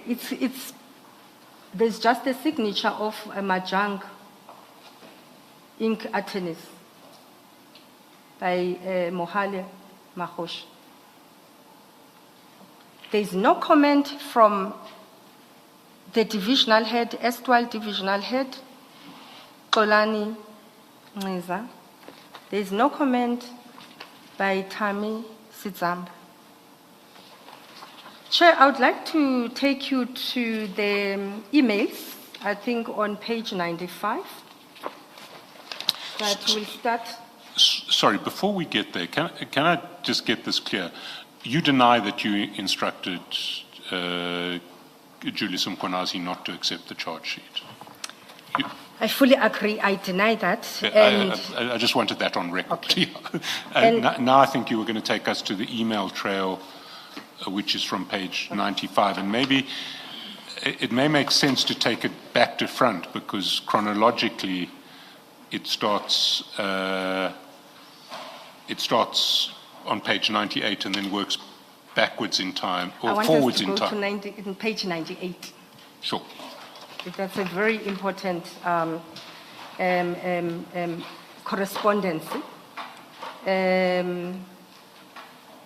In the middle, it says, "Dear Mr. Ngqiza, the above matter refers, please find attached the charge sheet to be served on Brigadier Julius Mkhwanazi. His contact details are as follows." The cell phone number is there. "Please note that the employee must be served by no later than today, 15th June 2023. For the economy of time, the employee may be served with a charge sheet today via email and then in person.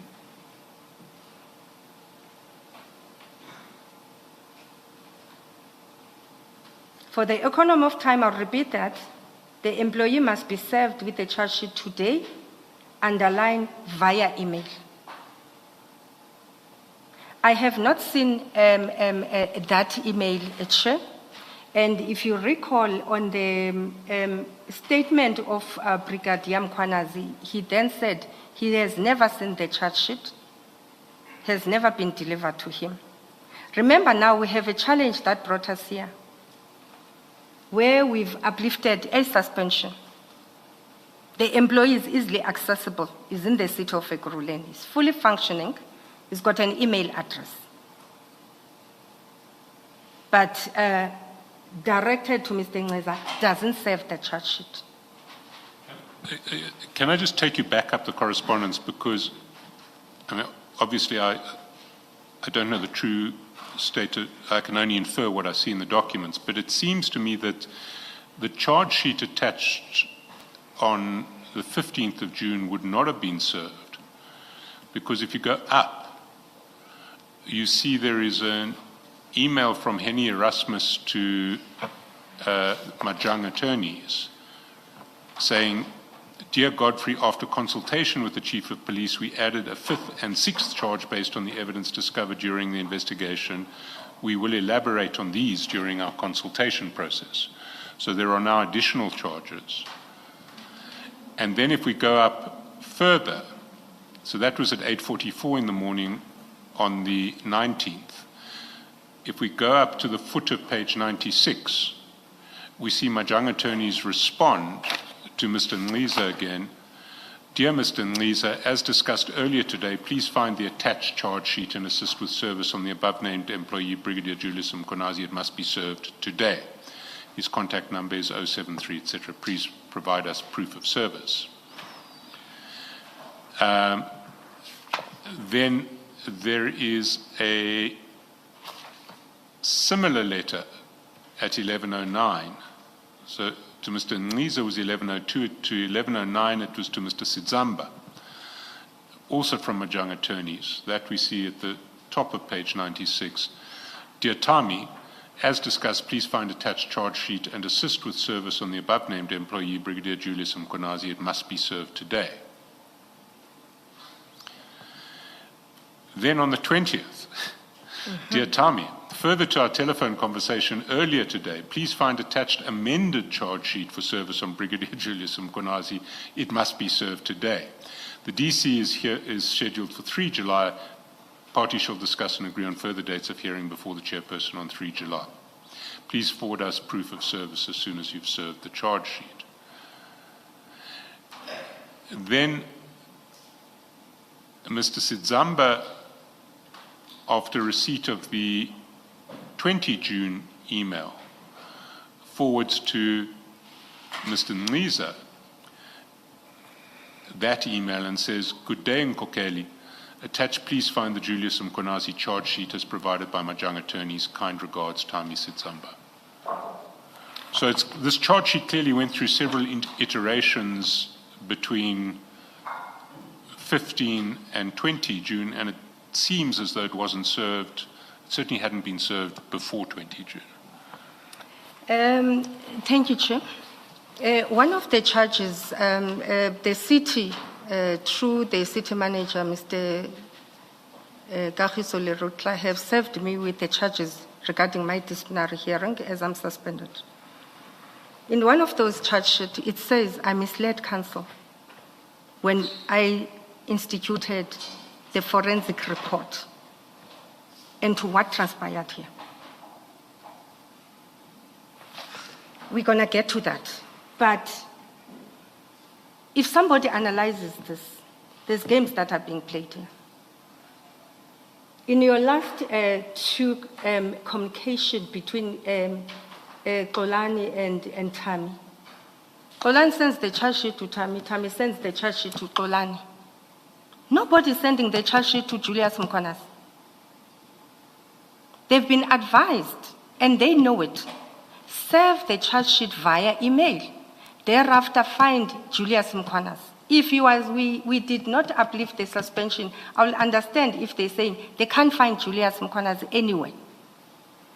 Julius Mkonazi was in the employ of the city. There is no way you cannot find Julius Mkonazi. Now what happens, the blame is given to me and Dr. Mashaz that we refused to say for Julius to accept the charge sheet. Another procedure and process you follow when you serve a charge sheet, Chair. If you're going to have amendments to the charge sheet, we all know, you can have them done even when the DC has started. It will not stop you. Not at any given point in time. The bottom line is from the 15th, this charge sheet was never served. And then we have Dr. Mashaz who keeps on saying, HR, you're playing games here with your work. When she instructs us to uplift a suspension, there's big issues. But we have two employees who are playing games with one another. A divisional head who reports to me and his subordinates. They don't serve the charge sheet. I don't know what happens when I'm not there, Chair. Things they know that I wouldn't have known at that time. But I wanted to reiterate, and I want to still say that I'm refusing where I'm told Mr. Mkonazi must not serve the charge sheet. Ms. Kashika, can I just again to clarify, we've had evidence, including from Mr. Behari, that at some point there was a change in how things are done, where you and Mr. Behari were now to approve decisions about disciplinary action. At page 95, when was that decision in terms of date? If you see, Chair, through you, Chair, if you see, Commissioner, 22nd August 2023. Okay. Right? Mm-hmm. That is after even the intended date of the DC must take place. Yeah, no. Please try and answer my question, then we'll go quicker. My question is really the date. When did that new regime of doing things come into effect? When around things August. Must be approved? Around August. Around so August. Around this date when this is sent to you? Yes. Okay, all right, thank you. Thank you.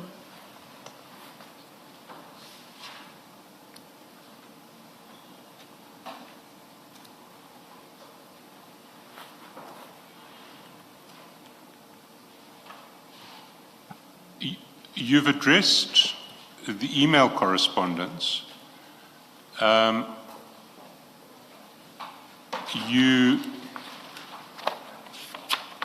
then speak from paragraph 56 about a forensic audit. Can you explain a forensic report. Can you explain what that forensic report was? Thank you, Chair. EL. The forensic report, it emanated from an anonymous email, something like that, where it was, there were allegations of favoritism against Mr. Mkhwanazi in that his disciplinary hearing was never concluded.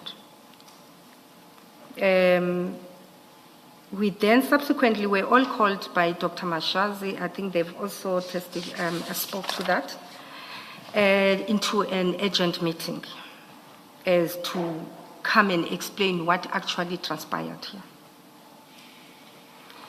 And subsequent to that meeting, one of the key issues that were discussed on that meeting, and is in that the scope of that forensic, was who leaked the information of the city, who is dealing with, who's denting Dr. Mashazi's name and the CFO. I couldn't understand the part of the CFO, but now that I've started following things here, I think it was talking maybe to the CFO of the Tembisa Hospital. I wasn't sure if it was our own CFO of that, but it was more about favoritism towards Mr. Mkhwanazi. So in the meeting, then Dr. Mashazi wanted answers. And she also complained. I just need to clarify. The answer she wanted was, why has it leaked that this DC hasn't happened, or what were the answers that, what was the leak she was concerned about? Okay, I was about to address that, EL. The first complaint is the leaking of the information. Number two is the issues of labor costs that were escalating. Number three is the absenteeism of the HOD, HR, and HOD legal on labor-related matters.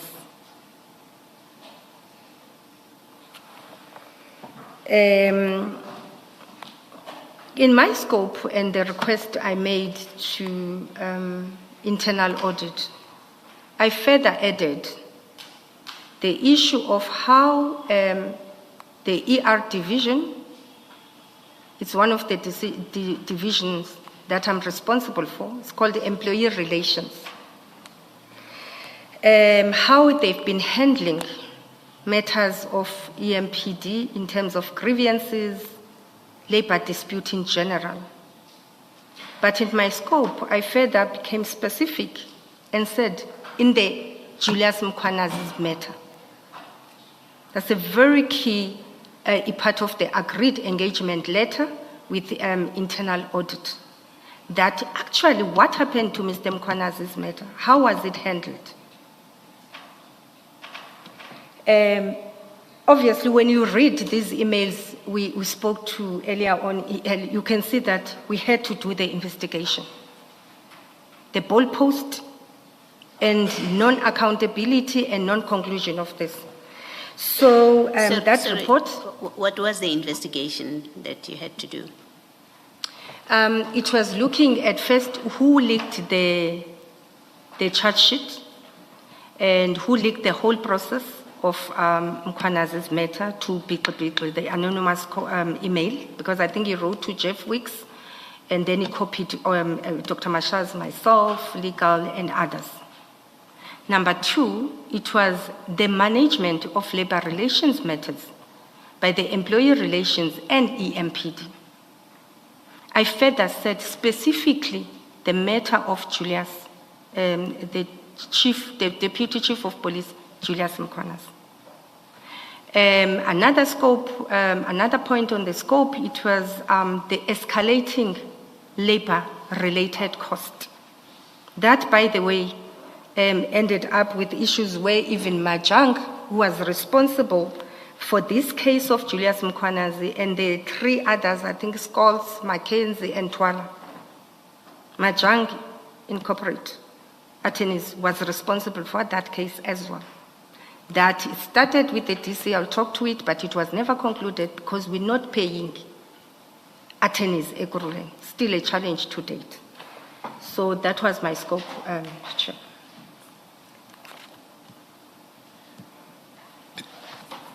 Can I Just in paragraph 6,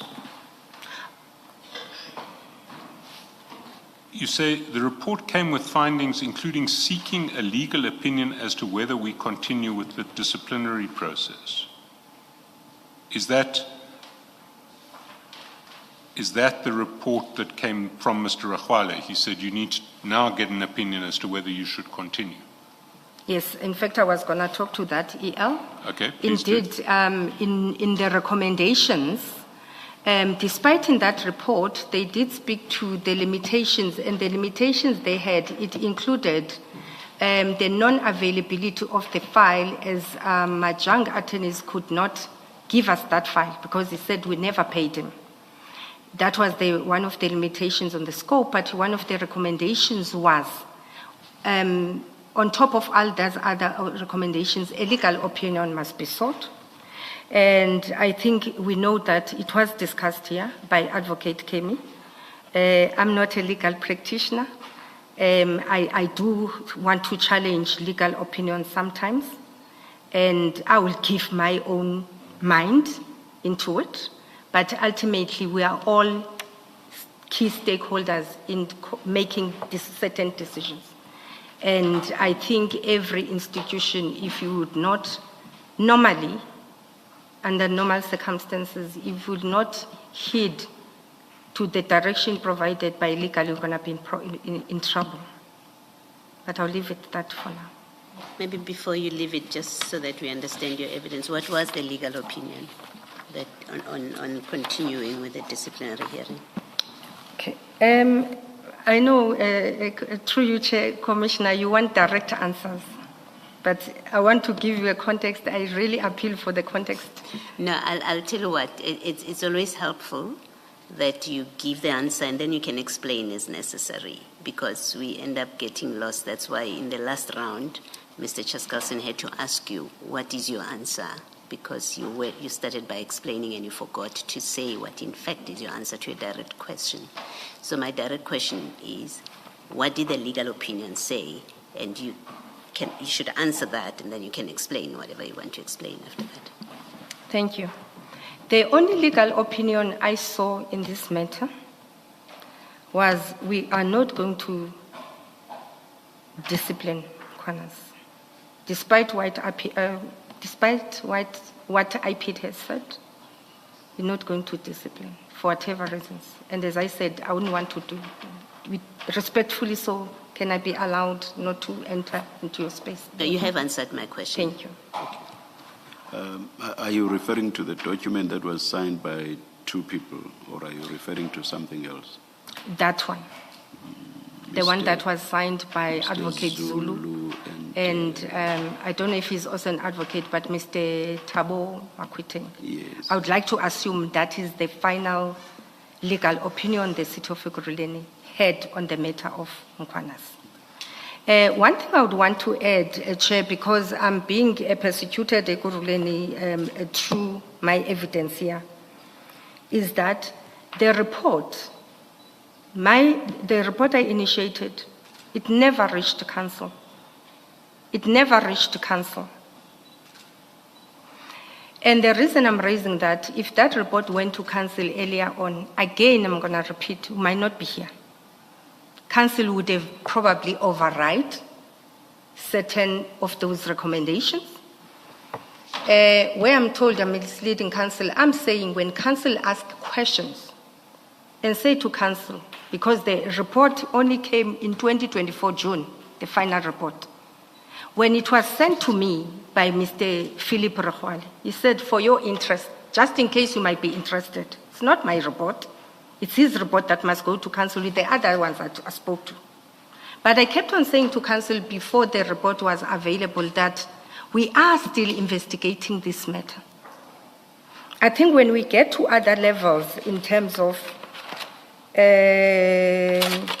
how Chief, the events went from asking, when are we finalizing this matter, to a day he decided on the 24th, if I'm not mistaken, of June, that he is terminating this disciplinary process.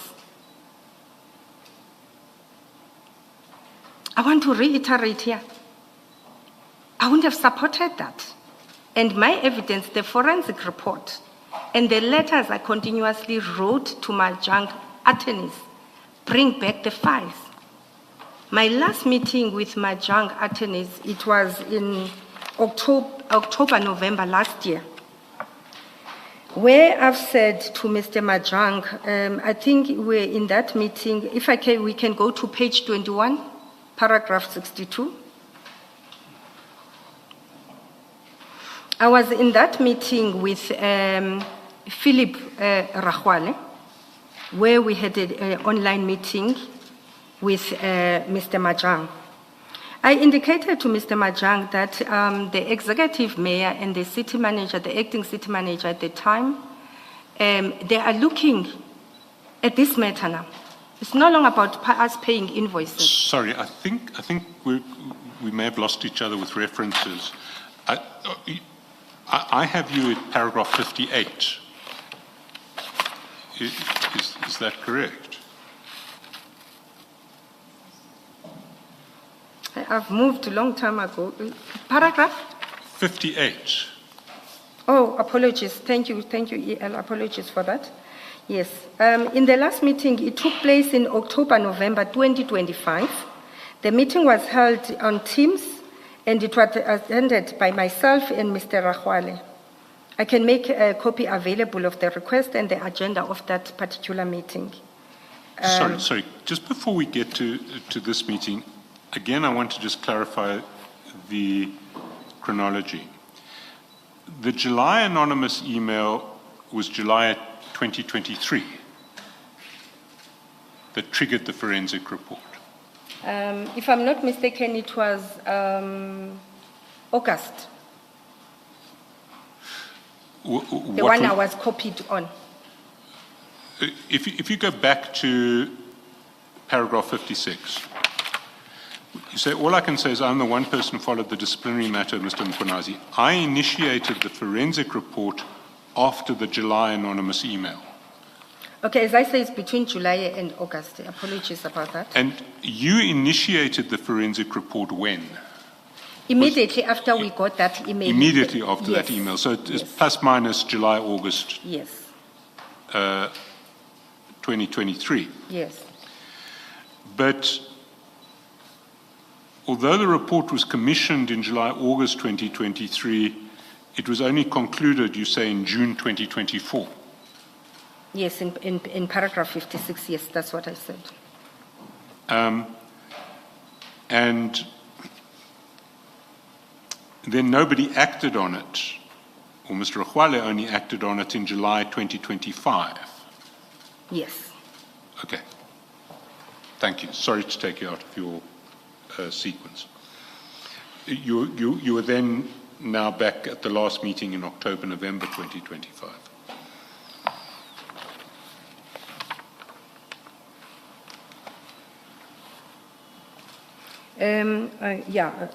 The last meeting took place around October, November 2025. That meeting was held on Teams, and it was attended by Mr. Rahwale and myself. The issue of handing over of the ER files was top of the agenda. In the last meeting, despite the fact that I sensitized to Mr. Majang that the files were no longer required by council, but rather we need to prepare for the Majang Commission of Inquiry, as the executive mayor informed us to start with the preparations. I further reminded him that HR invoices, according to his latest emails, were paid. While we had problems with our investigation, EL, on my side, I pushed that let's pay Mr. Majang so that Mr. Majang can bring the files of the seat, so that we can conclude this matter. Despite it took 2 years or 3 years, we're here now. We could have done it internally. In his response, he then said, he made it very clear in the meeting that HR department is not an entity, a separate entity, but forms part of COE as the organization, and therefore, while other invoices remain unpaid, he will not release the HR files. But he further I sensitized him. I think I don't want to repeat myself. In his response, he further said that if the Madlanga Commission inquiry subpoena the file, he will bring it here. But not Ekurhuleni, as long we have not paid his invoices. Is there a Madlanga Commission of Inquiry? Oh, no, apologies. Apologies, Chairperson, Judge Madlanga. He said he will bring the files to Madlanga Commission inquiry if there's a subpoena.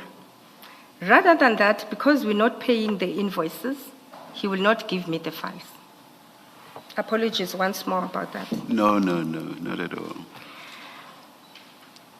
Another strange incident, I think I'm on page, still on page 20, paragraph 60.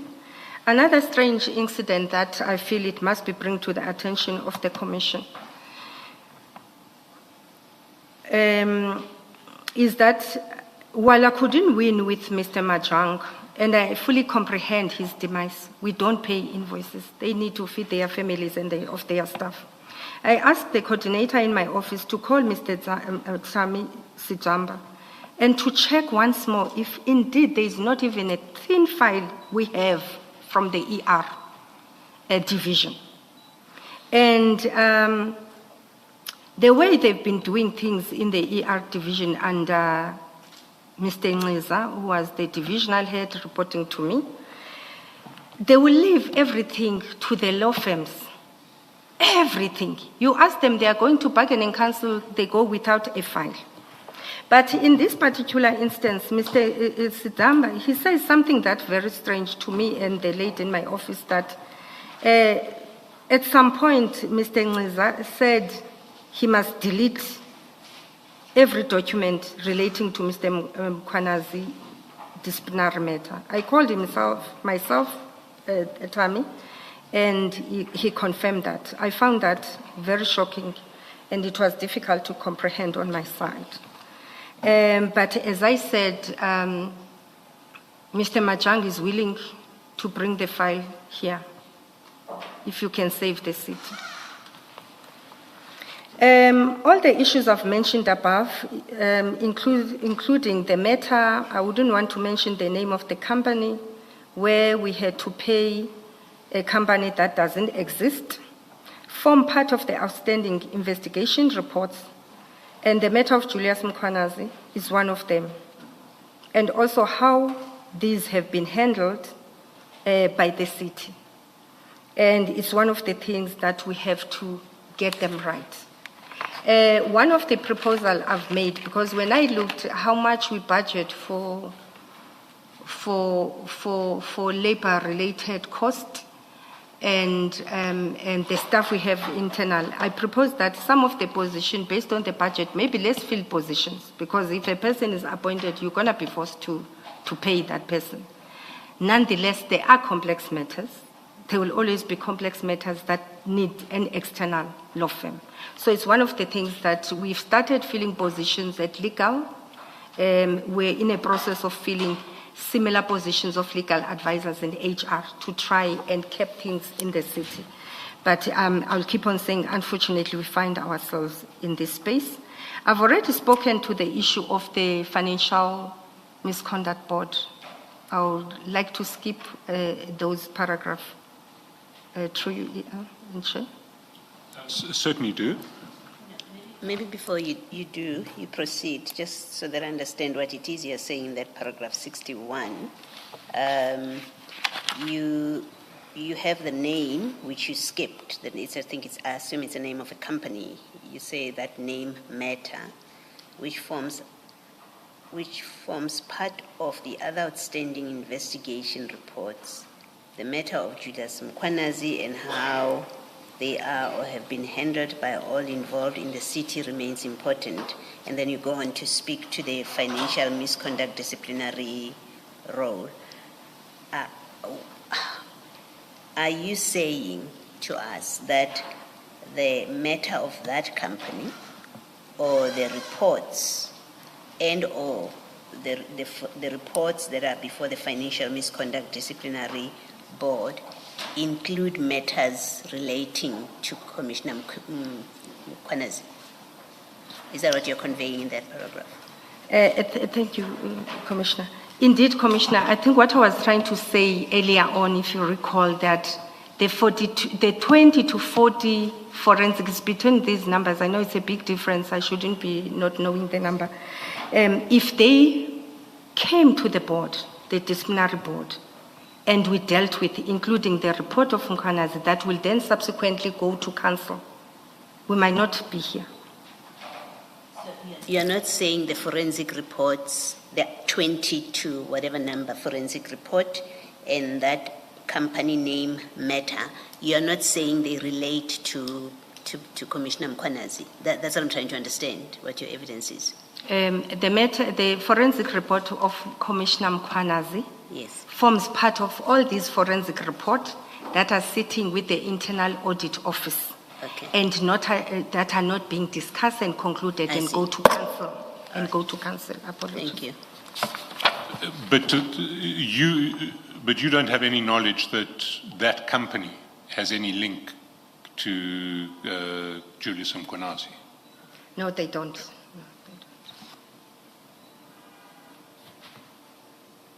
Mr. Chaskalson, before we move to the next topic, this is maybe for lunch and it can be dealt with after lunch. Mrs. Kasheka mentioned something in passing and it relates to one of the allegations against her, which was her involvement in the withdrawal of charges around 20 to 21 June 2023. Where her intervention was sought by Mapieye and she and Behari got involved.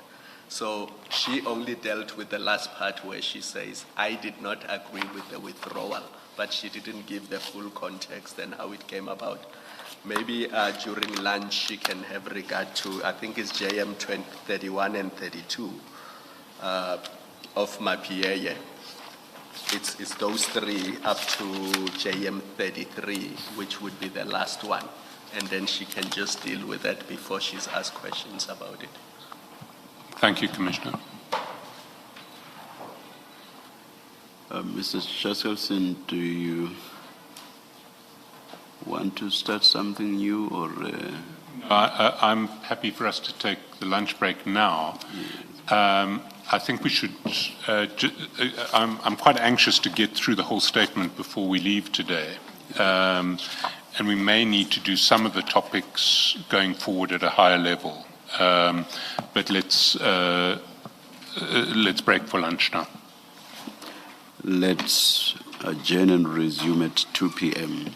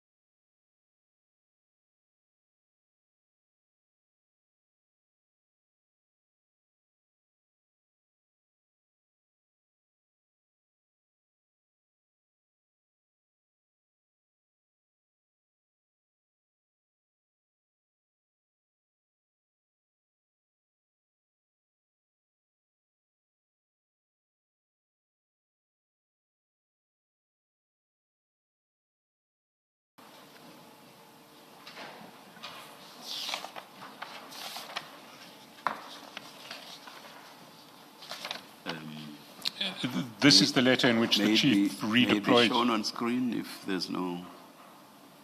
I don't think there's any issue with it, or not. Oh.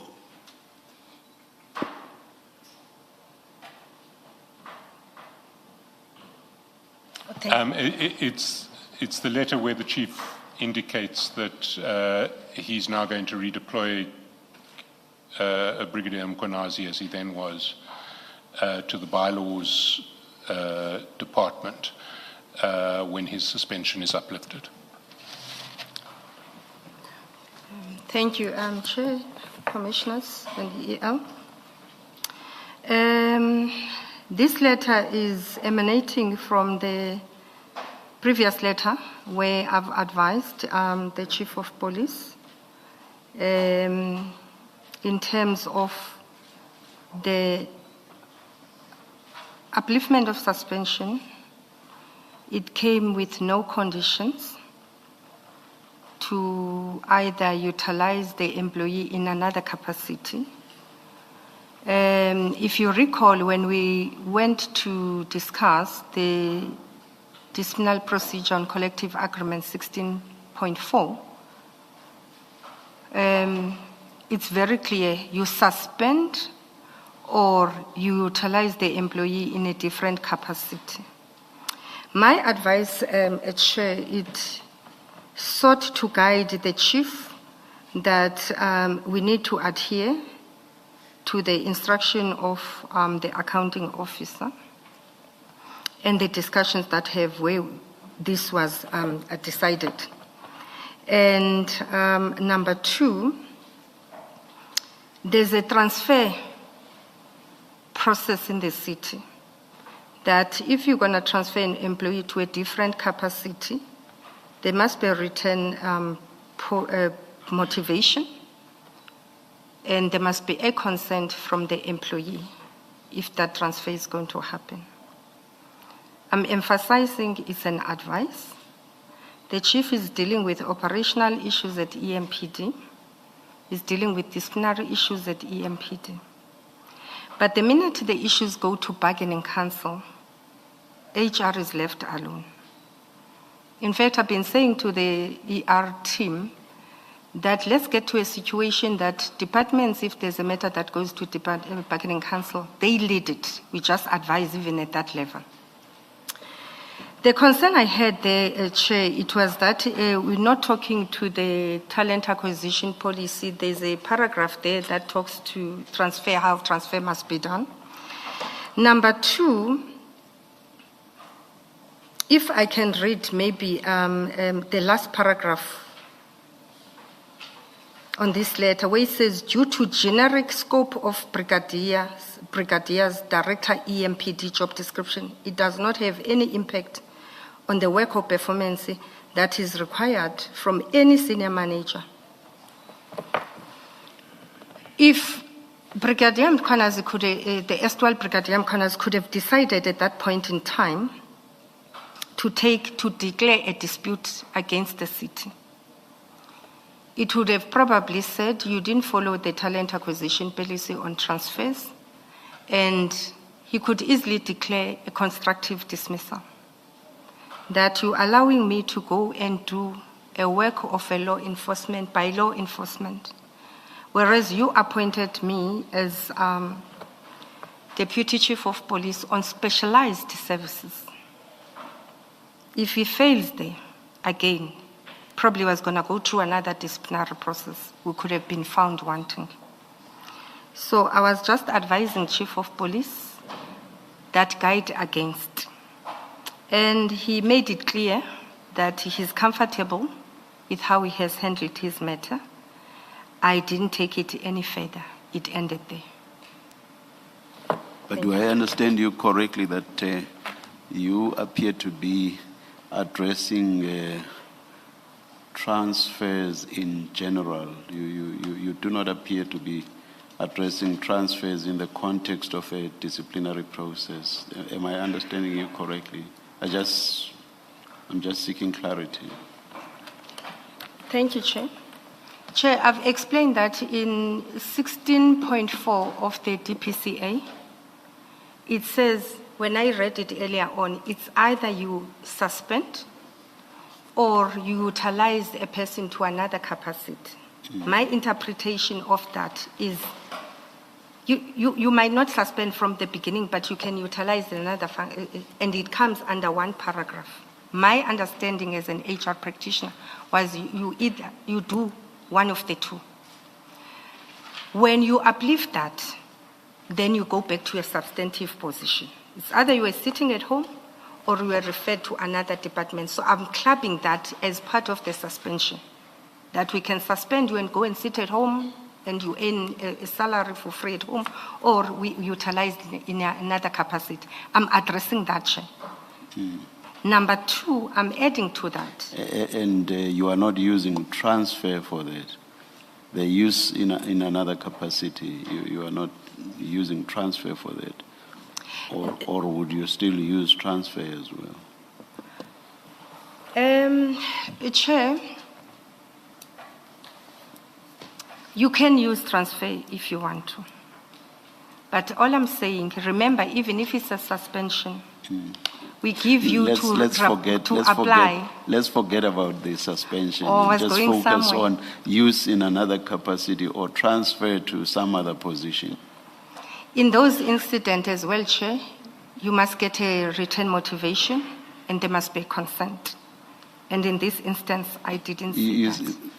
Maybe I'll sound like I'm already beginning with the intrusive questioning, but I find it strange that you would have to first get the consent of the employee where you are transferring because there's a disciplinary process afoot.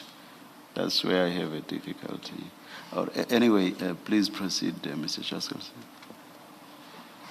Can I just clarify that the letter that you're referring to, your 15 June letter, is the letter at page 178 of the Mapie annexure bundle. It's JM30.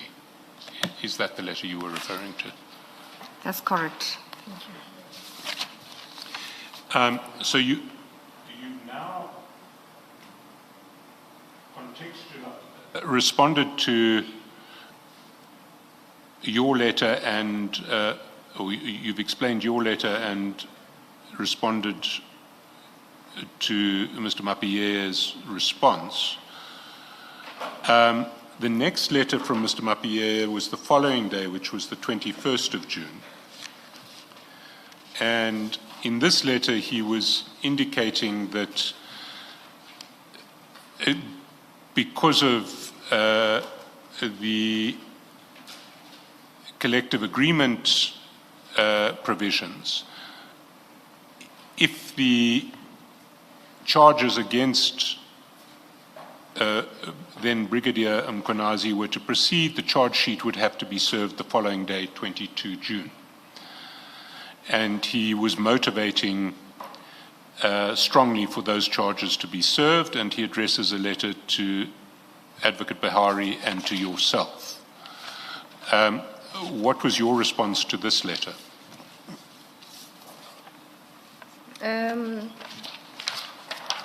Before I could respond to this letter, Chair, there's other events that happened. But before I talk to those events, I would like to, Chair, to refer the Commission to the statement of Chief of Police on paragraph 102. I would like to read Sorry, that. paragraph? 102. After I've read the statement of Chief of Police, I would like to refer through you, Chair, and read the paragraphs 69 and 70 of Mr. Xolani Nceza's statement.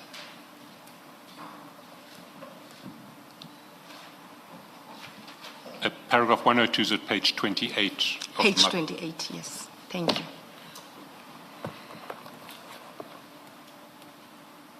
On the 21st June 2023, following discussions initiated by Ms. Kasheka and Advocate Bihari, HOD Legal, I was pressurized to hand over the docket relating to Brigadier as per memorandum of Advocate Bihari.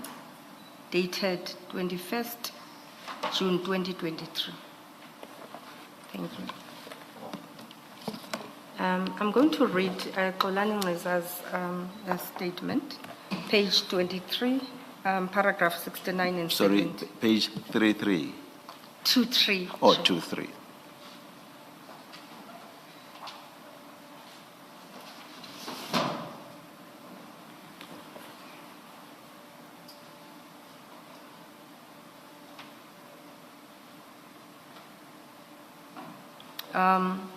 On the 21st June 2023, Chief Mabie updated me about his interaction with Dr. Mashazi and Advocate Bihari, who has advised that there was no case against Brigadier Mkhwanazi.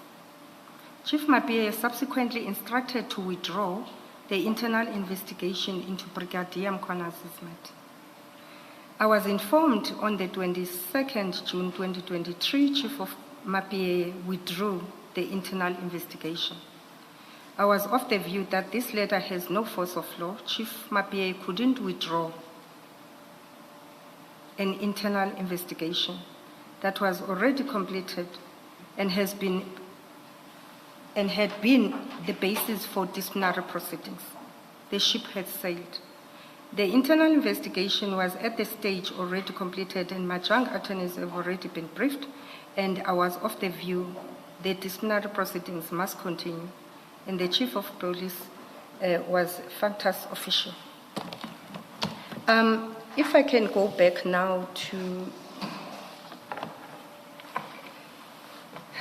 the letter of Chief of Before Police. you go, sorry to do this to you. I had hoped that you would read 103 of Mabie, unless you're still coming back to it. Because that's where he says the pressure happened. I'll gladly do that. 103. Yes. Yes. I was also instructed to withdraw charges against Mr. Brigadier Mkhwanazi. I addressed a letter Brigadier Mkhwanazi advising that I had taken a decision to withdraw the internal investigation processes and redeploy him to substantive position. The effect of this letter was not to withdraw the disciplinary process. In fact, it was deliberately meaningless, as it purported to withdraw an internal investigation, which at the time had been completed, and the basis which charges had been formulated.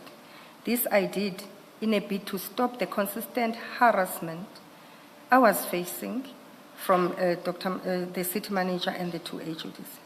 In fact, therefore, the disciplinary procedure has been withdrawn and attached. I think then we're talking to JM33. So- I was going to come to this, That's fine. Commissioner. I was going to come to it.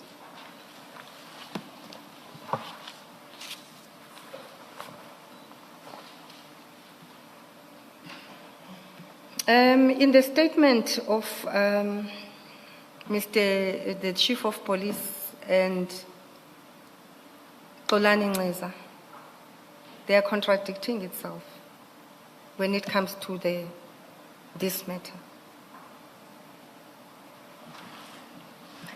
Chief says he had an engagement with HOD, HR, and legal.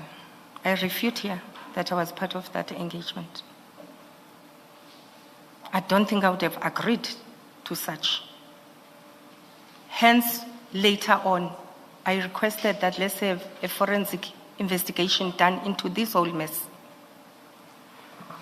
Xolani Nceza says the discussion took place, according to Chief, the discussion took place between Dr. Mashazi and Advocate Kim.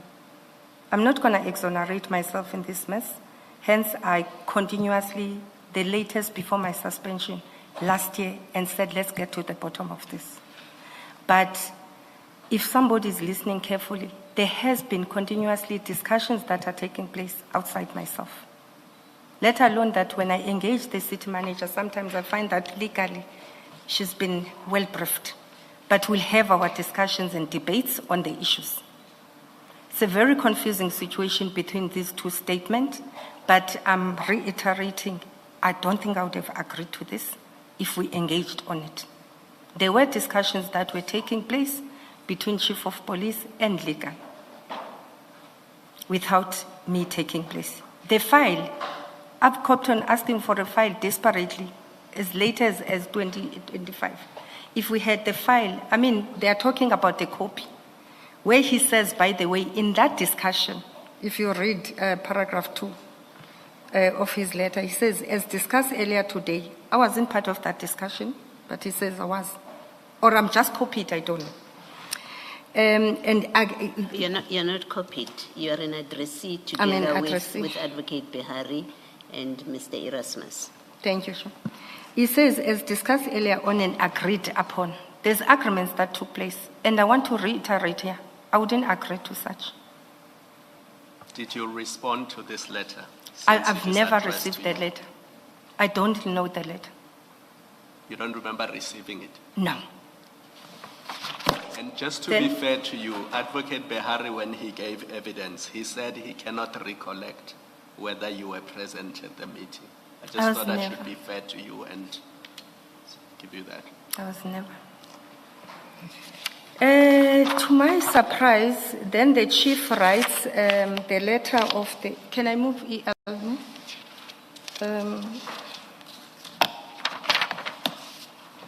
The letter dated 22nd June 2023, it's on page 180 of Chief's annexures. That's where Chief, we are here now because of this letter, where he withdrew this process. Again, Chair, Linda Kasheka is not mentioned here. Hence, I'm saying maybe I should give a statement. What is good for the geese is good for the gander. When it suits them, they include me on matters. When it suits them, they want to exclude me. Maybe there's a reason they excluded me here, because I would have challenged this. I think I'll stop there for now. I haven't read the letter of the 22nd June 2023, but maybe I should read it to the Commission. The heading is addressed to Julius Mkwanazi, Director, Specialized Services, Mr. G. Mzolo, Deputy Chief of Police, and Dr. Mashazi, City Manager from IJ Mabie, Chief of Police. 22nd June 2023, as stated, disciplinary matter is the subject. J. Mkwanazi. On the 2nd February 2023, allegations of a very serious misconduct were received from the media query from News 24 journalist Mr. Jeff Wicks, which implicated yourself and which subsequently investigated by Internal Affairs Section EMPD. To date, the matter has not been concluded. I, as the Municipal Police Commissioner, he makes a demand there. Take this decision to withdraw this internal investigation process under the case number 0302-2023, and herewith redeploy you back to a substantive position, Director, Specialized Service, as from 26 June 2023. Hope you find this in order. Thank you.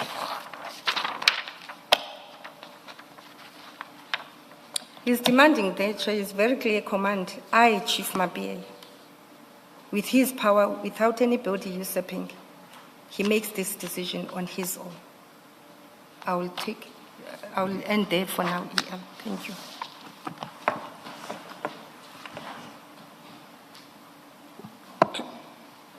You've addressed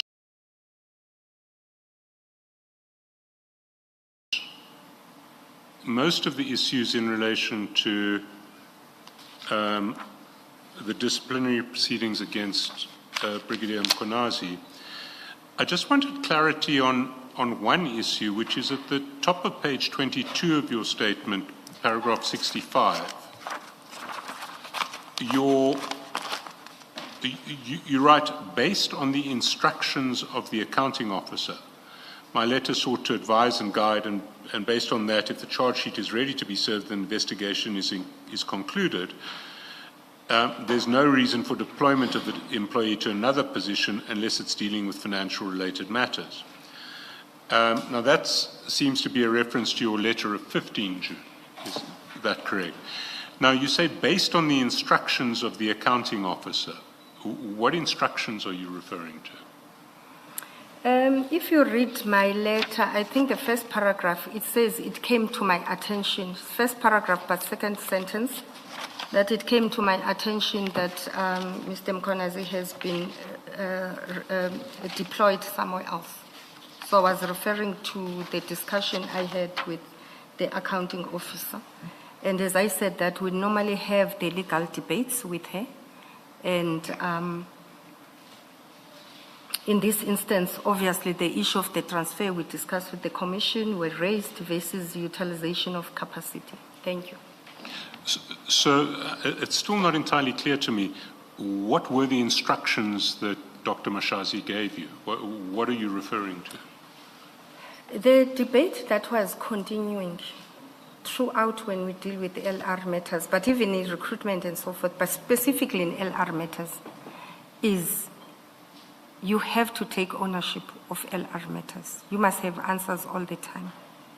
And when things are happening outside my space, I'll be reprimanded.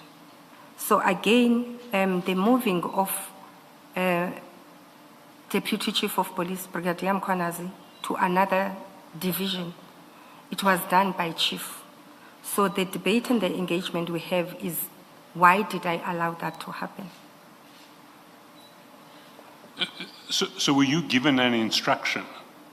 I must attend to it. You must attend to it. You must put this right. Yes. I just clarify. So the instruction from Dr. Mashazi was stop this redeployment. Is that what you're saying? Yes, address it.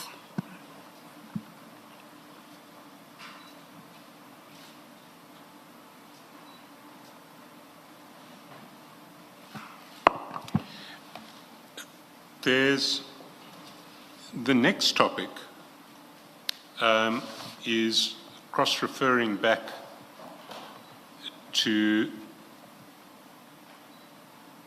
Sorry, I'm in the wrong.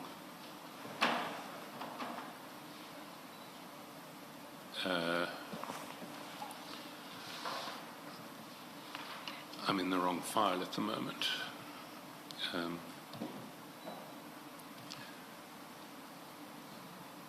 It's cross-referring to paragraph 3.3 of the notice, where there was an allegation that you failed to act to resolve an ongoing disciplinary issue where 6 officers from the Drug Enforcement Unit who report to Brigadier Mkonazi were arrested by IPID for allegedly extorting 80,000 rands from a member of the public, purportedly evaded disciplinary action, were subsequently incorporated into the City of Ekurhuleni VIP protection detail. You addressed this from paragraph 67. Do you want to give the Commission your response?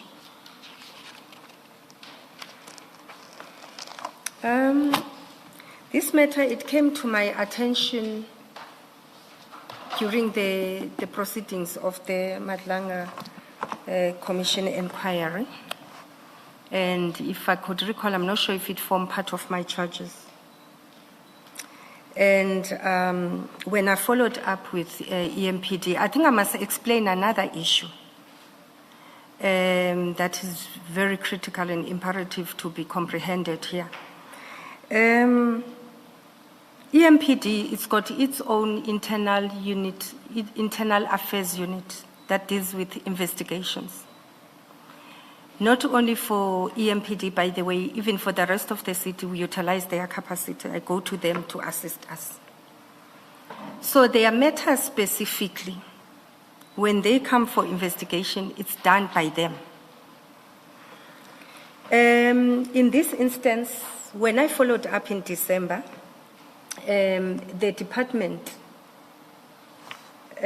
told me that they have not yet commenced with the internal investigation onto this matter.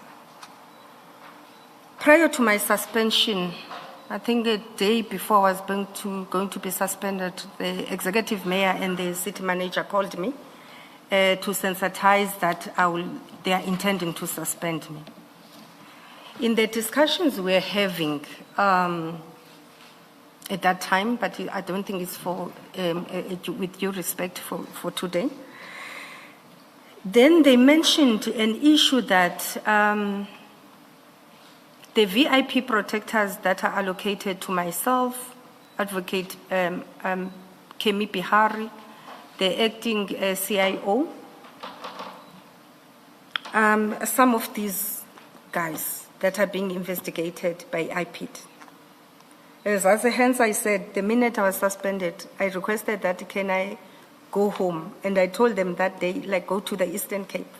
By the way, they say I'm from Limpopo, not from Limpopo.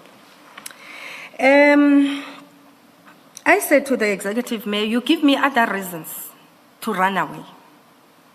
Other issues, I think, Commissioner Khumalo, you are aware, they were part of the assessments. I did give all the incidents that have gone through in my house, in myself, where I had to have break-ins in my house, men with 5 rifles in my house, followed by cars that are branded by EMPD. They have EMPD branding. When they are searched, they don't belong to EMPD. After being suspended, I ran to the Eastern Cape. I'm followed in a hotel where I was sleeping. 2 men entered my room, and others that are in that report. So because I've shared at a high level with the executive mayor what I've been going through, then I said, now that you're telling me, excuse me, there are VIPs that are allocated to us that are being investigated by IPID. I must be permitted, you can be permitted to go as long, wherever. So to come back to the issue of the day, this is the letter where they told me that after I engaged them, that they've withdrawn these colleagues of theirs from providing VIP for us. I've got WhatsApp from the director of that unit, where he has confirmed, after I was suspended, that they have not yet commenced with the disciplinary process. They are waiting IPID.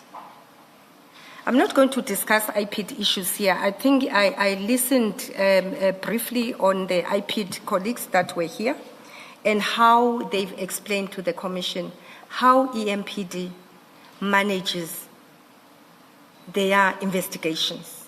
In some instances, they start with the investigation and suspend employees. In others, they wait until you go to court and you are convicted, only they deal with you on that. In summary, EL, this was never brought to my attention, the 80,000 bribery matter. It's still sitting with EMPD. I don't know now from December, January, February, if they've acted on it. Thank you.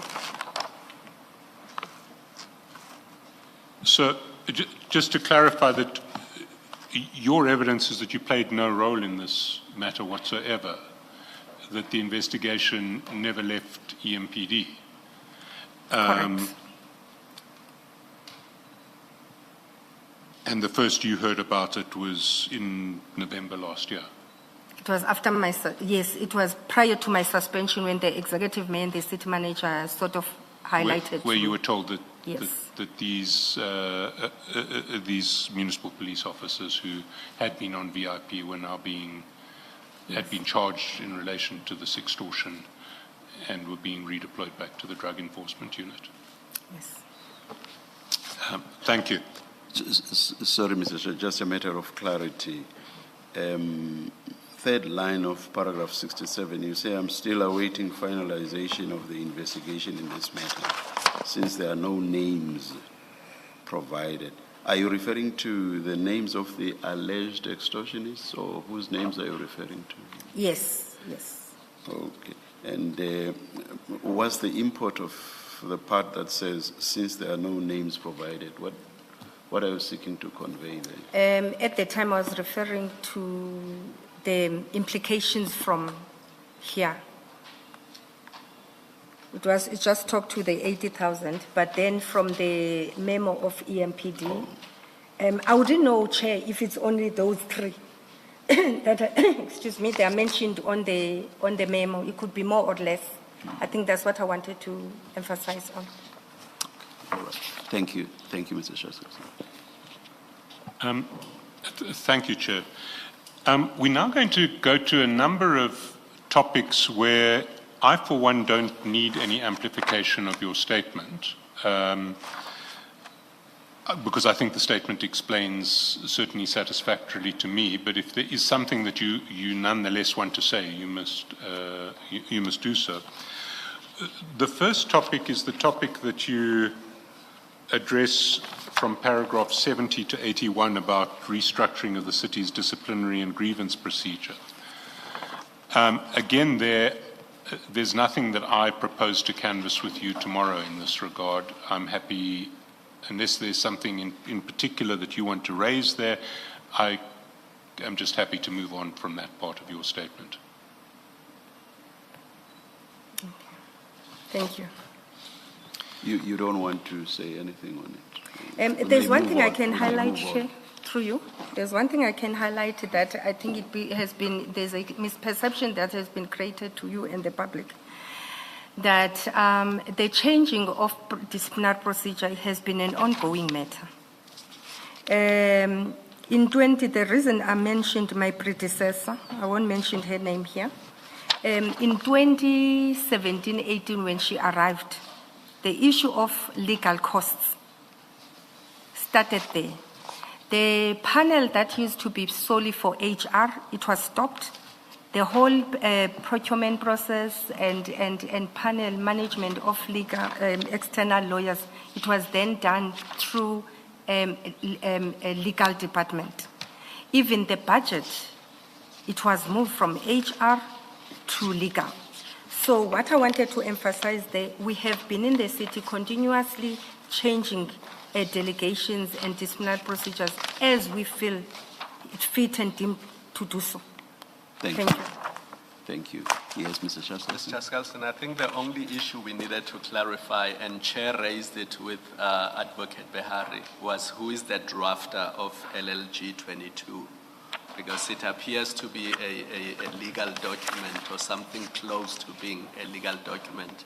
And it was not clear who the drafter was, because we were in agreement that it was not Dr. Mashazi. And Advocate Behari said it was not him. So can you just clarify who drafted this document? It's the drafting of that particular annexure, it was myself, Chair. But if we were to check on page 100, the one that was drafted by my predecessor as well, so there's a standard way of doing it. Thank you so much.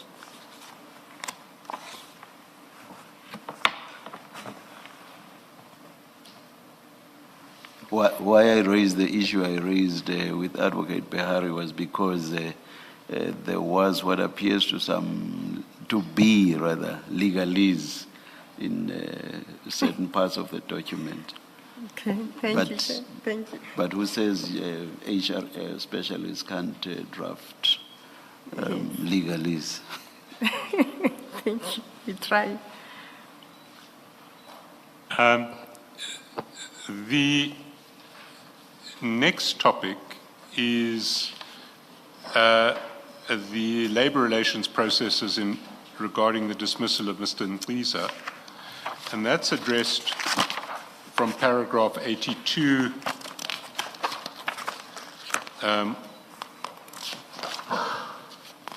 all the way through to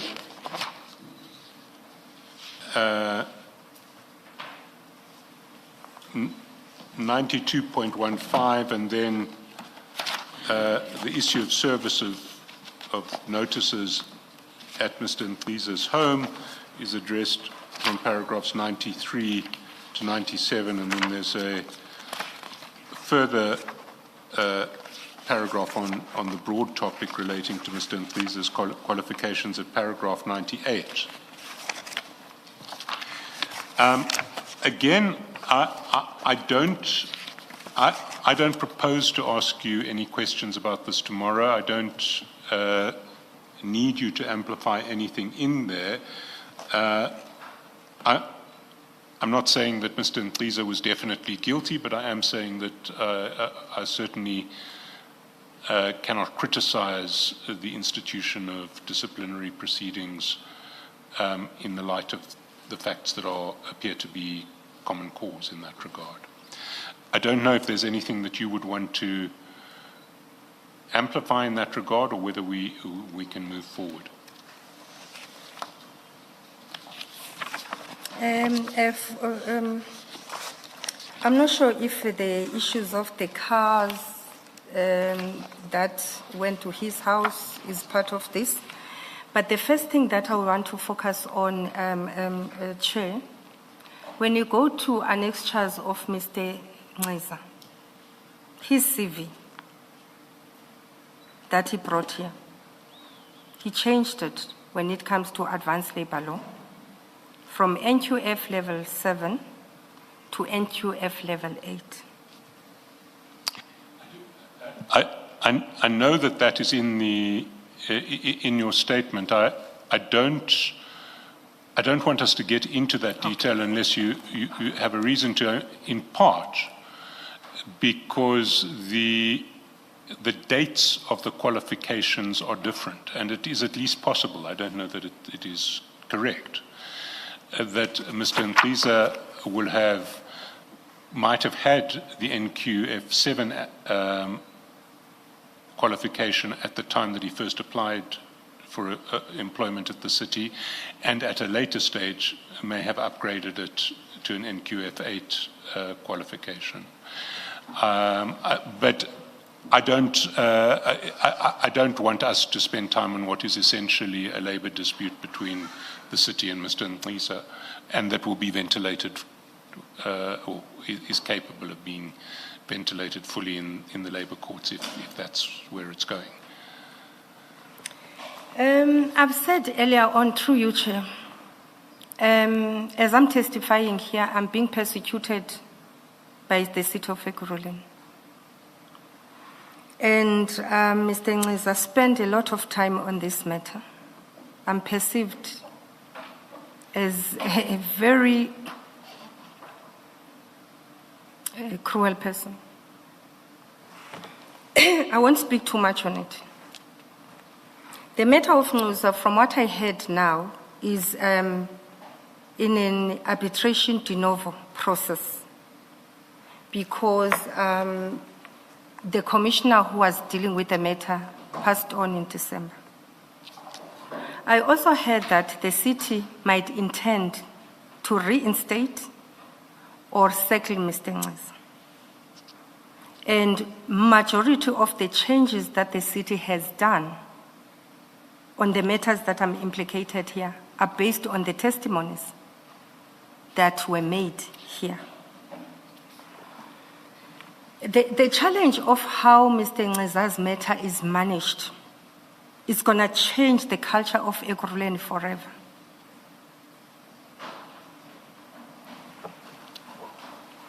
If we're saying employees misrepresent qualifications and it's okay to do that, and then you come with a debate that, boom, all of a sudden in 2025, my qualification has changed. When I went to testify there, he mentioned here, I think I testified 23, if it's not 13 days. I kept on saying to the commissioner and Mr. Mkhize and his representative that if Mr. Mkhize give us a transcript and as it was required, and a confirmation affidavit from SAPS, I'll be the first one who goes back to the employer and say, reinstate Mr. Mkhize. Has never done that. His matter started in 2017. I know this is something that you make clear in your statement. 2017, he started with this. Matter started in 2017. When my predecessor arrived there, Ekurhuleni, we were about to declare, a dispute was declared, we were about to defend it. They've decided with Mr. Mkhize to settle. The employee that was settled, he was an internal employee who declared a dispute. The second time when he asked for a salary review, I know we're going to come to my salary review. I asked him, Mr. Son, why are you doing this? He says, I must compete with Xolani and be paid the same. Why? I'm more qualified than him. I asked him when I went to testify and said, you, both of you, you went to Vista, be Juris. Please confirm to me what happened. He said he's never seen Mr. Ngeza graduating. Now we're talking Juris, we're not there. The UNISA issue, everybody is got an LQF level 7, those who went to that course, credits 24. But in Ngeza's one, conveniently, after he has been dismissed, they are changing from NQF level 7 to NQF level 8 with credits 48. All I needed to be known is that we're standing by the DC and the outcomes thereof until Mr. Ngeza bring the transcript. But it's not my role anymore because I'm outside. But I'm standing with that. If I was in the city, I was still going to say that, can he provide a transcript? I said there when I was testifying, I went to UNISA to look for my transcript. One day, I arrived at 8 o'clock from Germiston to Pretoria. I was having a meeting at 10 o'clock. I was back in Germiston at 10 o'clock. Mr. Ngeza could have gone and got his transcript. I will not dwell, with due respect, I know you're guiding me, evidence leader, but I think I needed to just share a little bit of Mr. Ngeza's issue. I'll talk to issues of political issue. I won't mention names at a later stage. Thank you. Thank you.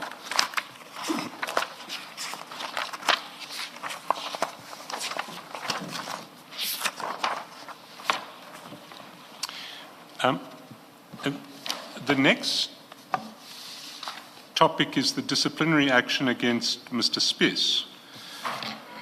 Again, I have just one question here.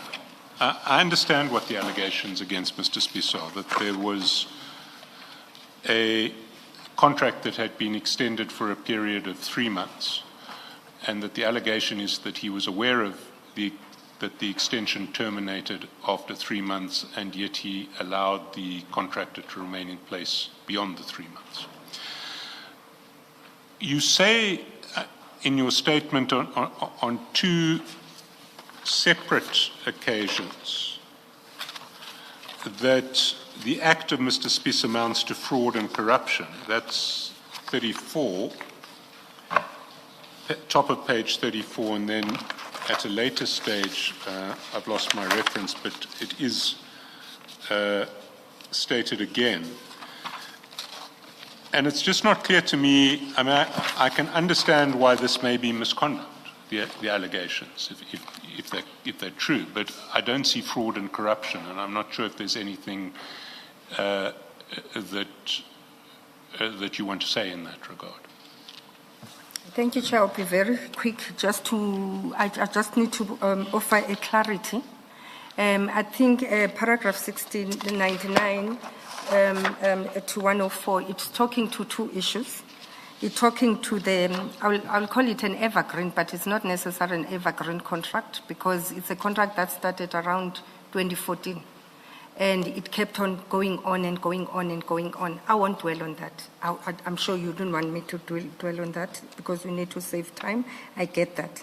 Paragraph 100, Chair, it talks to issues of his resignation, where he claimed that he has retired, whereas we all know he came and said here, I think he might have worn a uniform that he went and worked for Swan.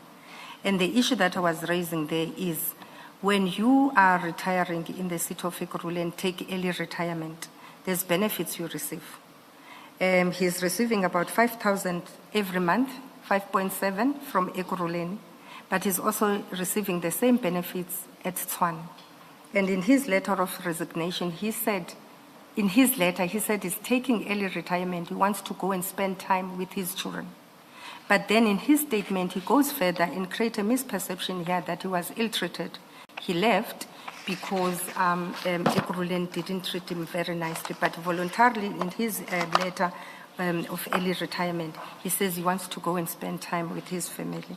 But Chair, as I say, I think that's all I wanted to clarify, really. I don't think I want to dwell on this. Thank you. Is there any prescript? Because your complaint seems to be the fact that he's now working for Tshwane Metro, is there any prescript that says he can't? Is there an Ekurhuleni prescript that says so? Chair, That my is focus- retire, yes. retire and go work elsewhere. Yes.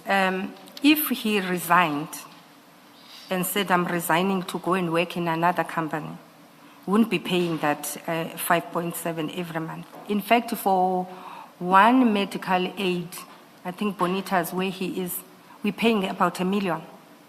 So it's a new thing where now it's him taking early retirement so that I benefit in this employer, medical aid employer contribution. And it's something I was discussing with finance before I got to stay at home, that we need to revise that policy because it's becoming a problem.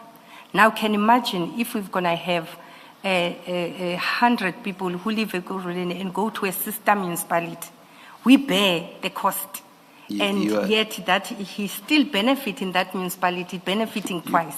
You are talking revision, and I asked you about an existing prescript.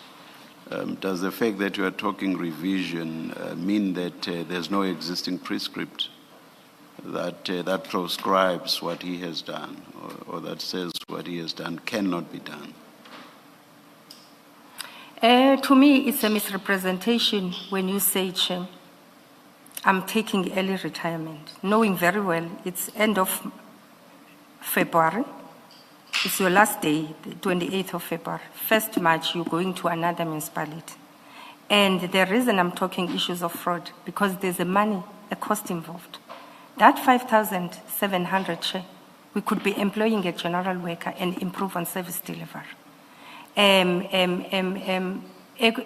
of Tshwane is benefiting, yes, for having that capacity, but highly possible they are also benefiting in the sense that it's either they don't give him that money, or if they do give him the money, he's having a contribution twice. It's a double benefit. And it can't be clear. To me, it was intentional when he decided, I'm not going to say I'm leaving to Tshwane. Because in his resignation, he says, I want to go and spend time with my family. But I'll leave it at that, Chair. I hear your point as well. I'm just thinking if we don't have the full picture as to what's happening in Tshwane, I wonder if we are able to reach a categorical conclusion about fraud/misrepresentation if you do not know what the picture is at Tshwane. I don't know the picture. All I'm saying, Chair, is he could have said, I'm resigning, I'm going to Tshwane, we'll have a different discussion. So I feel there is a misrepresentation. But if he's entitled to retire, I'm sorry, Mr. Shaskalson, to sound intrusive already, but if the prescripts allow him, both in terms of age and whatever else, to retire, why should he not retire? Because even someone who's reached the mandatory retirement age may retire but still go work elsewhere.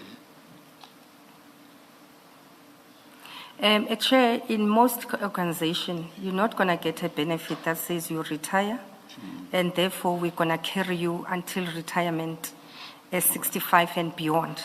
When you retire, they pay you your money, and that's it. So I feel where there's a misrepresentation because there's this special benefit you get when you have early retirement.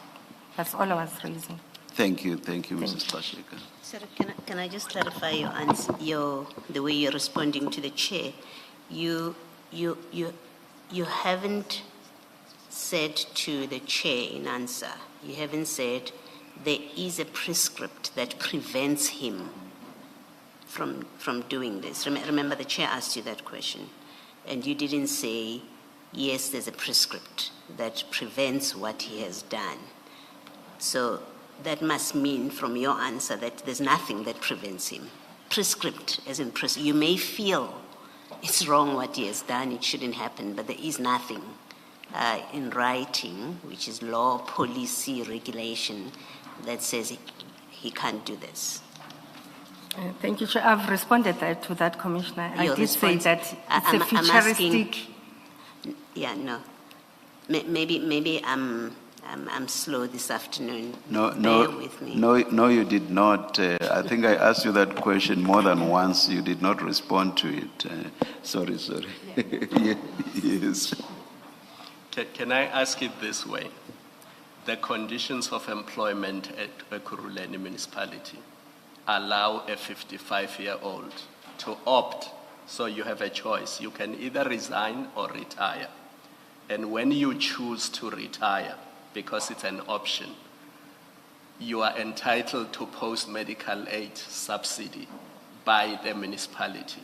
So he has exploited that rule to his benefit, and that's your grievance.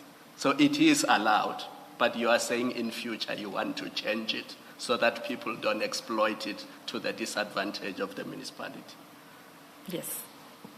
So where you say it's fraud and corruption, it's not because he's breaking any rule, any policy, any law, because it's quite a serious allegation to make. And the question about, is there a prescript that says he can't do what he did, is to try and get to where do you get that it is fraud and corruption.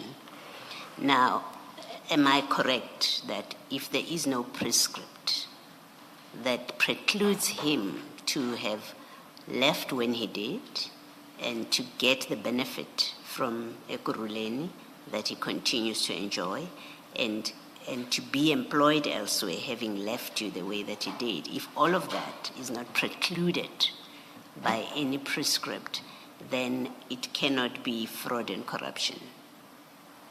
If there's no law or rule or policy that says he can't do it. Thank you, Chair. I'm not sure if he shared with you in his statement that he even amended the form. The form talks to retirement, resignations, the termination form, and others. He added with a red pen, early retirement, he himself. And I'm going to reiterate. Can I just stop you? Because you're repeating yourself and you're not answering a direct question.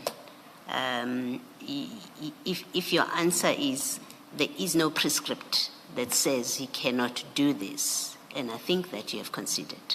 If that is your answer, maybe let's leave it at that, because that's all I wanted to clarify. Thank you. Chair, I'm told here that I'm talking about hard words when I'm saying there's a corruption, and I'm trying to define how I got to those deductions. I get where you're going, that it might not translate to that, but I think it's very imperative that I explain my imperatives, and that's what I just sought to do. Thank you, Chair. Thank you, Mr. Chaskason. Similarly, paragraph 107, you deal with the redeployment of Ms. Tepa, and you say it was handled by Mr. Behari. I, for one, don't propose to take this further. There is a very substantial part of your statement which understandably from paragraph 108 through to 116 it deals with the disciplinary action against Chief Mapie. And again, from my side, I don't need you to amplify anything there. I'm not suggesting that Mr. Mapie is necessarily guilty, but I certainly it's quite clear to me that an employer has a responsibility to institute disciplinary proceedings in the face of these allegations, and I certainly would have no criticism of you for being involved in that.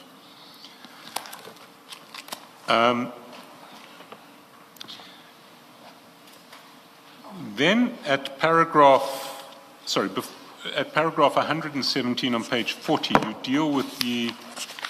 Or just before you continue, Mr. Chaskason, Mrs. Ashega, and I'm sure my co-commissioners share this, do not want you to leave this commission with the impression that the evidence leader made light of the very serious allegations that are made here.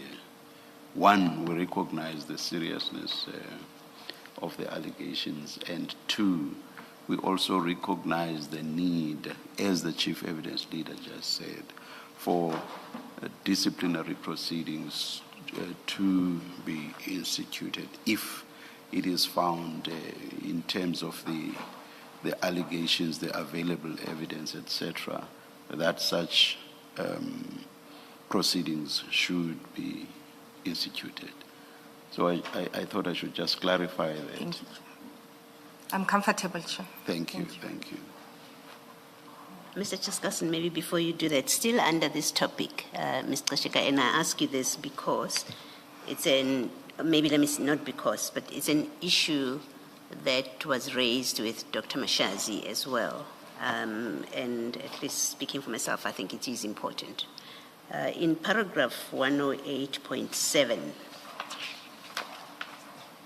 you refer to and attach a medical report of the psychologist of what you describe as the victim. I think this is the complainant in this case that you're discussing, right?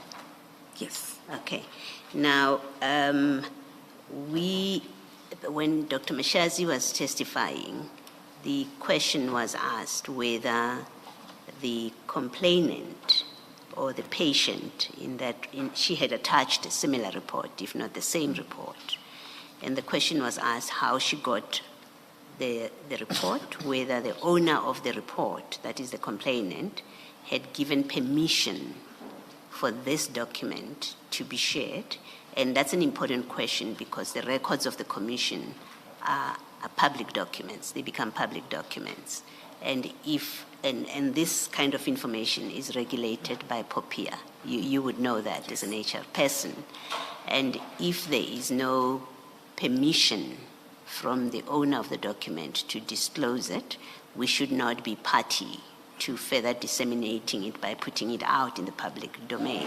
So I would like to ask you the same question because depending on your answer, the commission then treats the document in a certain way. So I would like to ask you the same, let me ask you the same question. This report, which is LLG 43, how did it come into your possession? Okay, it's quite a sensitive issue. I think I'm appreciating that we put it at a high level, both for the complainant. Okay, maybe let me reformulate police. my question. Just to guide you. What I'm asking is, was this given to you in the course of your employment when this complaint is laid? That's how you came into possession of this, as part of the records of the complaint, okay? Yes. You're nodding. Yes, it was emailed to me. Yes. If I recall, by her psychologist. Okay. If it wasn't the psychologist, was her lawyer. Okay. And I can confirm as well that I think we all agree, let's protect her. She would have even willing to come here, but it's really not worth for her and for Chief of Police. Yeah, I think my statement is clear. My questions are different. It is so that we know how to treat this document in the commission. So you've said you got it in the course of your employment, right? That's fine. Not for purposes of the commission, right? You agree? You nod your head. The record needs to reflect what your answer is. I have to substantiate my answer because it can be problematic if I don't. Okay. I'm going to reiterate. She was willing to come here. And I think we all agreeing, let's protect her. When I went to present her item to Meral, I nearly shed a tear. And she needs to be protected. One thing I can assure you, every document that is here, she knows that it's here. We've been communicating. She encouraged it. But I really want to applaud the commission for saying, let's protect both of them. So you're saying you have permission from the owner of the report to share it with us Yes. here? Yes, Commissioner. She knows you're coming to the commission? She knows. And that you're going to disclose it to the commission? She knows. Okay, thank you. Thank you so much. But just to complete that, I had understood you to be saying you would like the commission not to make it public. It must not be in the websites or be shared with other people. Yes, I thought that's what the commission intends to do, and I said I'm applauding the Yes. commission for that. I highly appreciate that. Thank you. Thank you. Thank you, Mr. Justice. Thank you. Then there is an issue in relation to the 3 suspended employees, Constable Twala, and I'm not sure what the rank of Officers Mackenzie and Stoltz are. You addressed that at page 40, paragraph 117 to 122. Is there anything you would want to add to that? From my side, it's not clear to me that I need to canvass anything with you. I'm comfortable, Chair. If my statement is suffice, I'm happy. Thank you so much.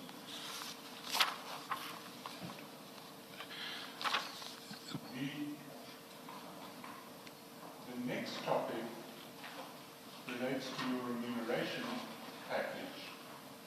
And again, this is not a topic that this is not a topic that I need to canvass beyond what's in your statement. I know that there have been allegations that an increase to your salary was granted as a form of reward. I certainly don't intend to pursue them. I see what you say in relation to your remuneration package, and from my side, that is satisfactory for my purposes. I don't know if there's anything that you want to say in that regard. I'm praying for wisdom on this one, because the latest is today I'm here. It's still on the public space, being persecuted for it.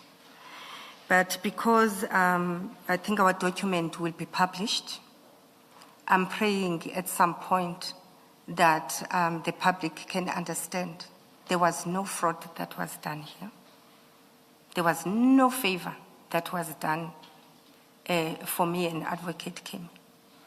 In fact, when the matter went to mayoral for endorsement, the item went to Remuneration Committee, and then it went to mayoral.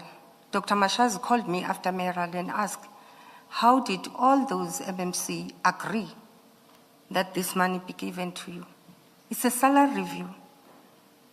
I came to the city of Ekurhuleni, quite senior, coming from city of Joburg.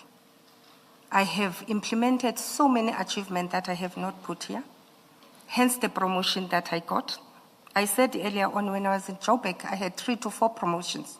That's how hard I work. The legislation is very clear how you determine remuneration. Between COGTA and SALGA, there's debates that are going on, and this money was duly approved by mayoral to us. I'm grateful, Evidence Leader, that you're providing guidance in terms of how we manage these things, because I was going to discuss the matter of Tolan Ngeza, where when we looked at his document, he got R1 million that we don't know how he got it. But I'm not a controversial witness here. All I want is, it must be understood, a due process was followed. This process was approved by the, by the mayoral committee. Thank you so much. Can I just clarify? I think, Mr. Sheka, just to understand the allegation here,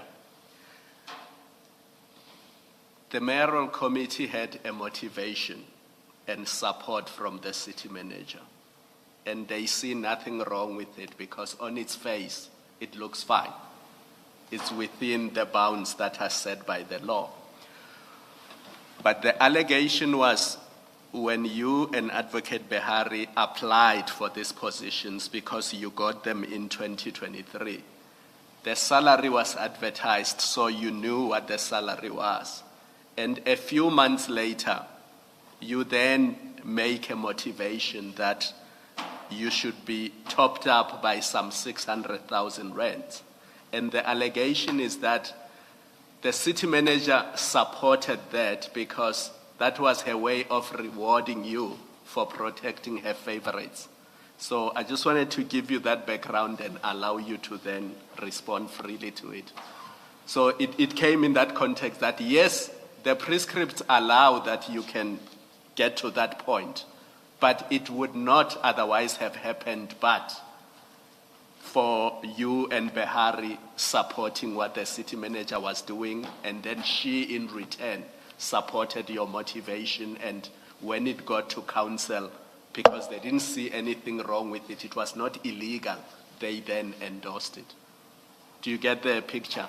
I do get the picture. I want to add, Chair, through you, that Mr. Ngiza, who I was his senior from the beginning, by the time I was appointed to the HOD HR, and he reported to me, if I can recall events, I think he was already on 2.2 million. And if you recall, when you go to the upper limits, minimum is 2,900,000. I'm no longer responsible for one division. I'm responsible for 5 divisions, with all the hurdles and challenges I've articulated here today. Yet, there's a junior employee that must be what you call earn more than me. But it was never about Mr. Ngiza. It was about the upper limits. And that needs to be clarified. And the motivation, it came from me and Advocate Kemi, and it was approved by the Remuneration Committee and the Mayoral Committee. And as I say, I don't think Dr. Mashas was too keen on it. It's just that because it's within the law, he allowed it to go. So there's no loyalty related here. It's based on our hard work, and it's based on the upper limits of total remuneration package payable to the municipal manager and the managers directly reporting to the municipality, as you said, Chair. Thank you so much.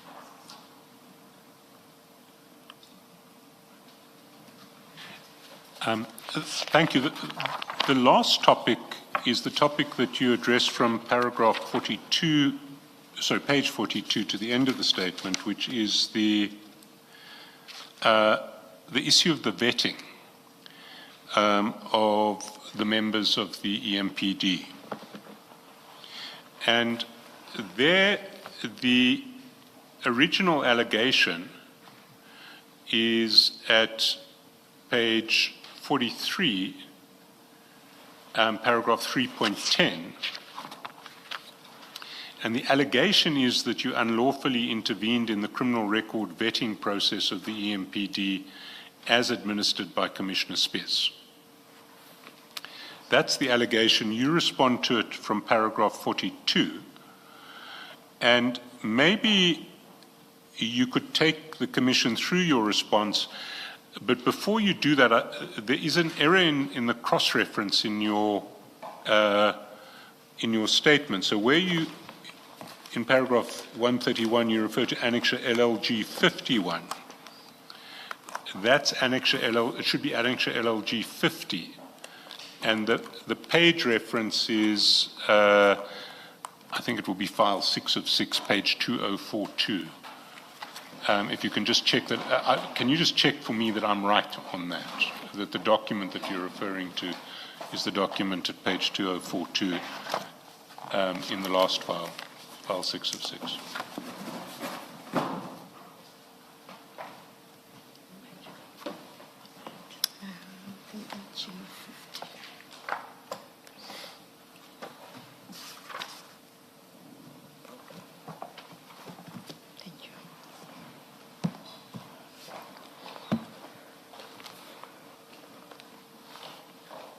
Can you repeat your question? Okay. If you look if you look at the statement, paragraph 131 says the emails and legal opinion pertaining to the legal vetting process is attached under evidence C annexure LLG 51.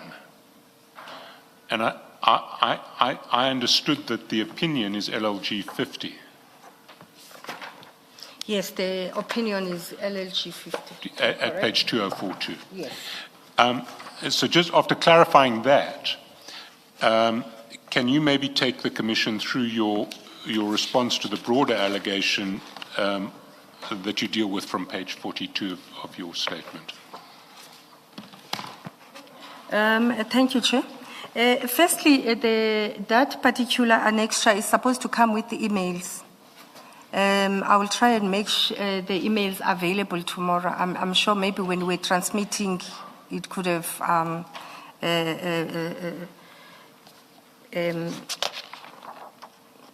not find its expression into these files.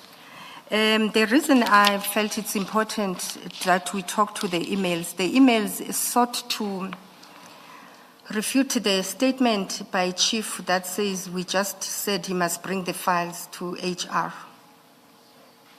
of what they've done.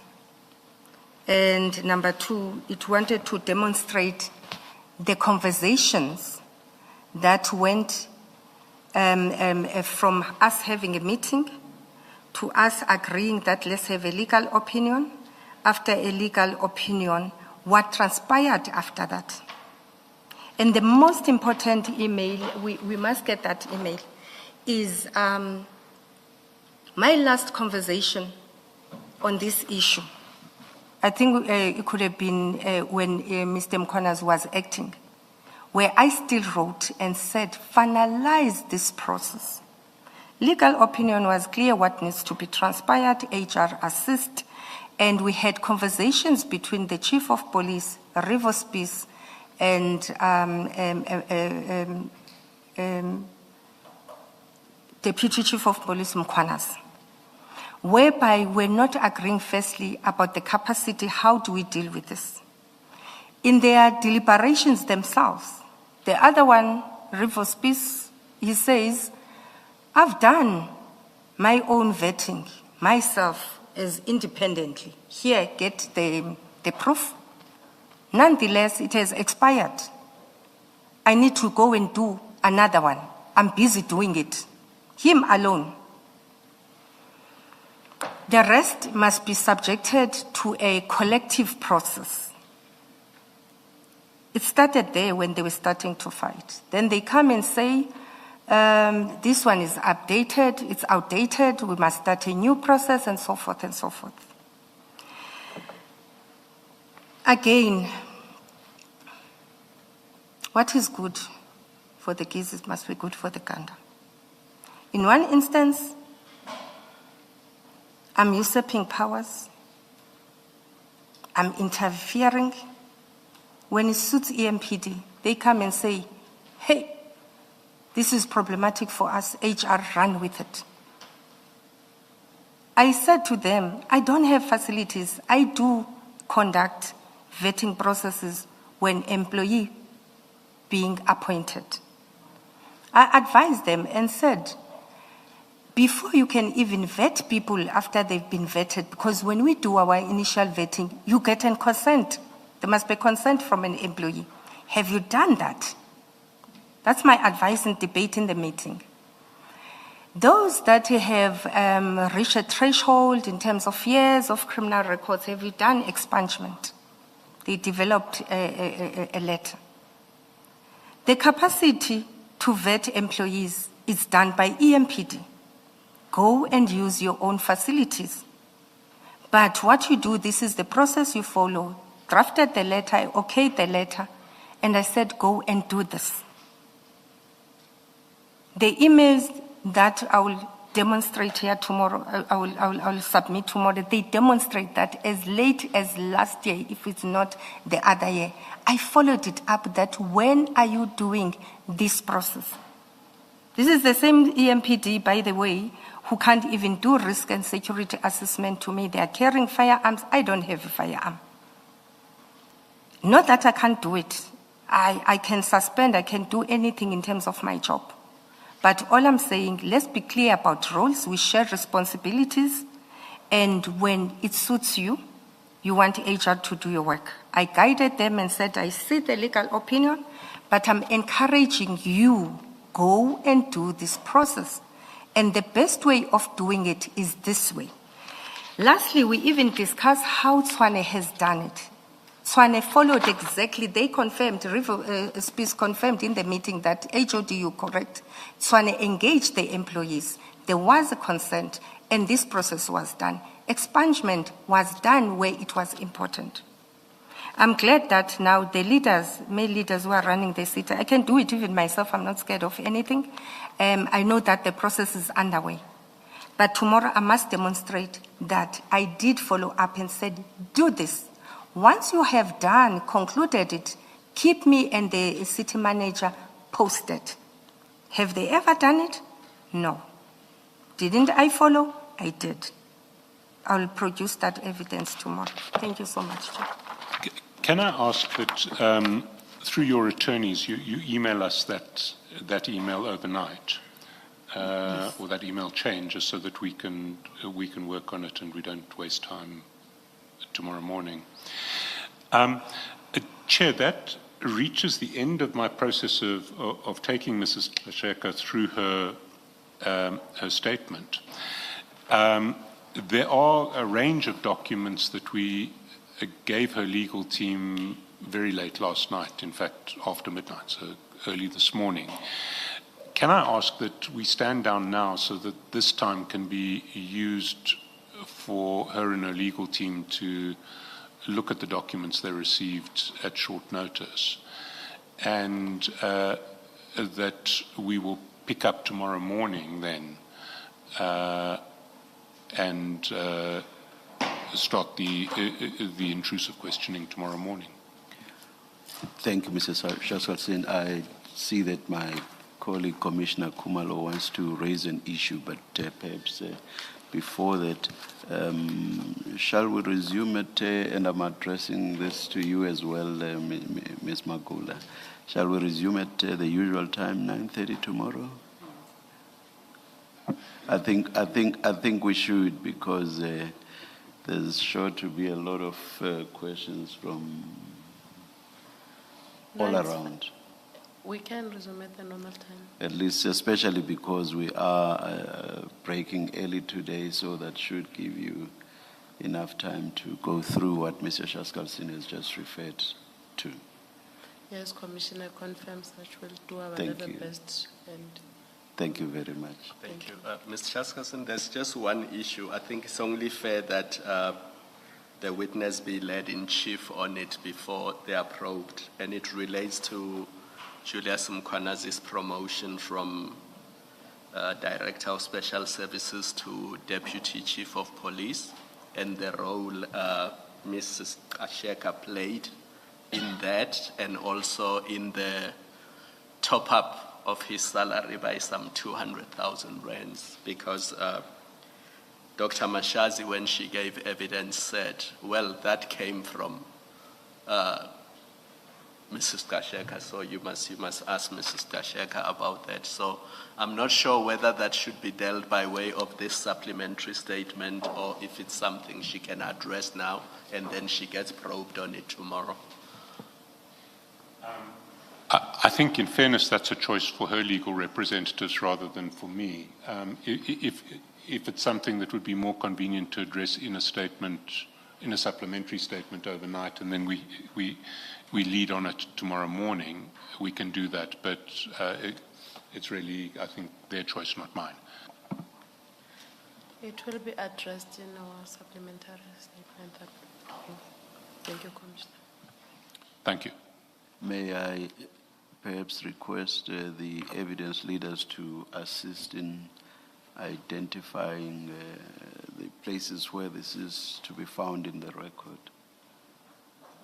And thank you. I know We will do that. I'm adding to I see your that plate. you're looking firmly at Ms. Boy, I see for Ms. which I am Boy- grateful. I see Ms. Boy does not even want to look at me. She's looking down. Thank you very much. Let's adjourn and resume at 9:30 tomorrow morning.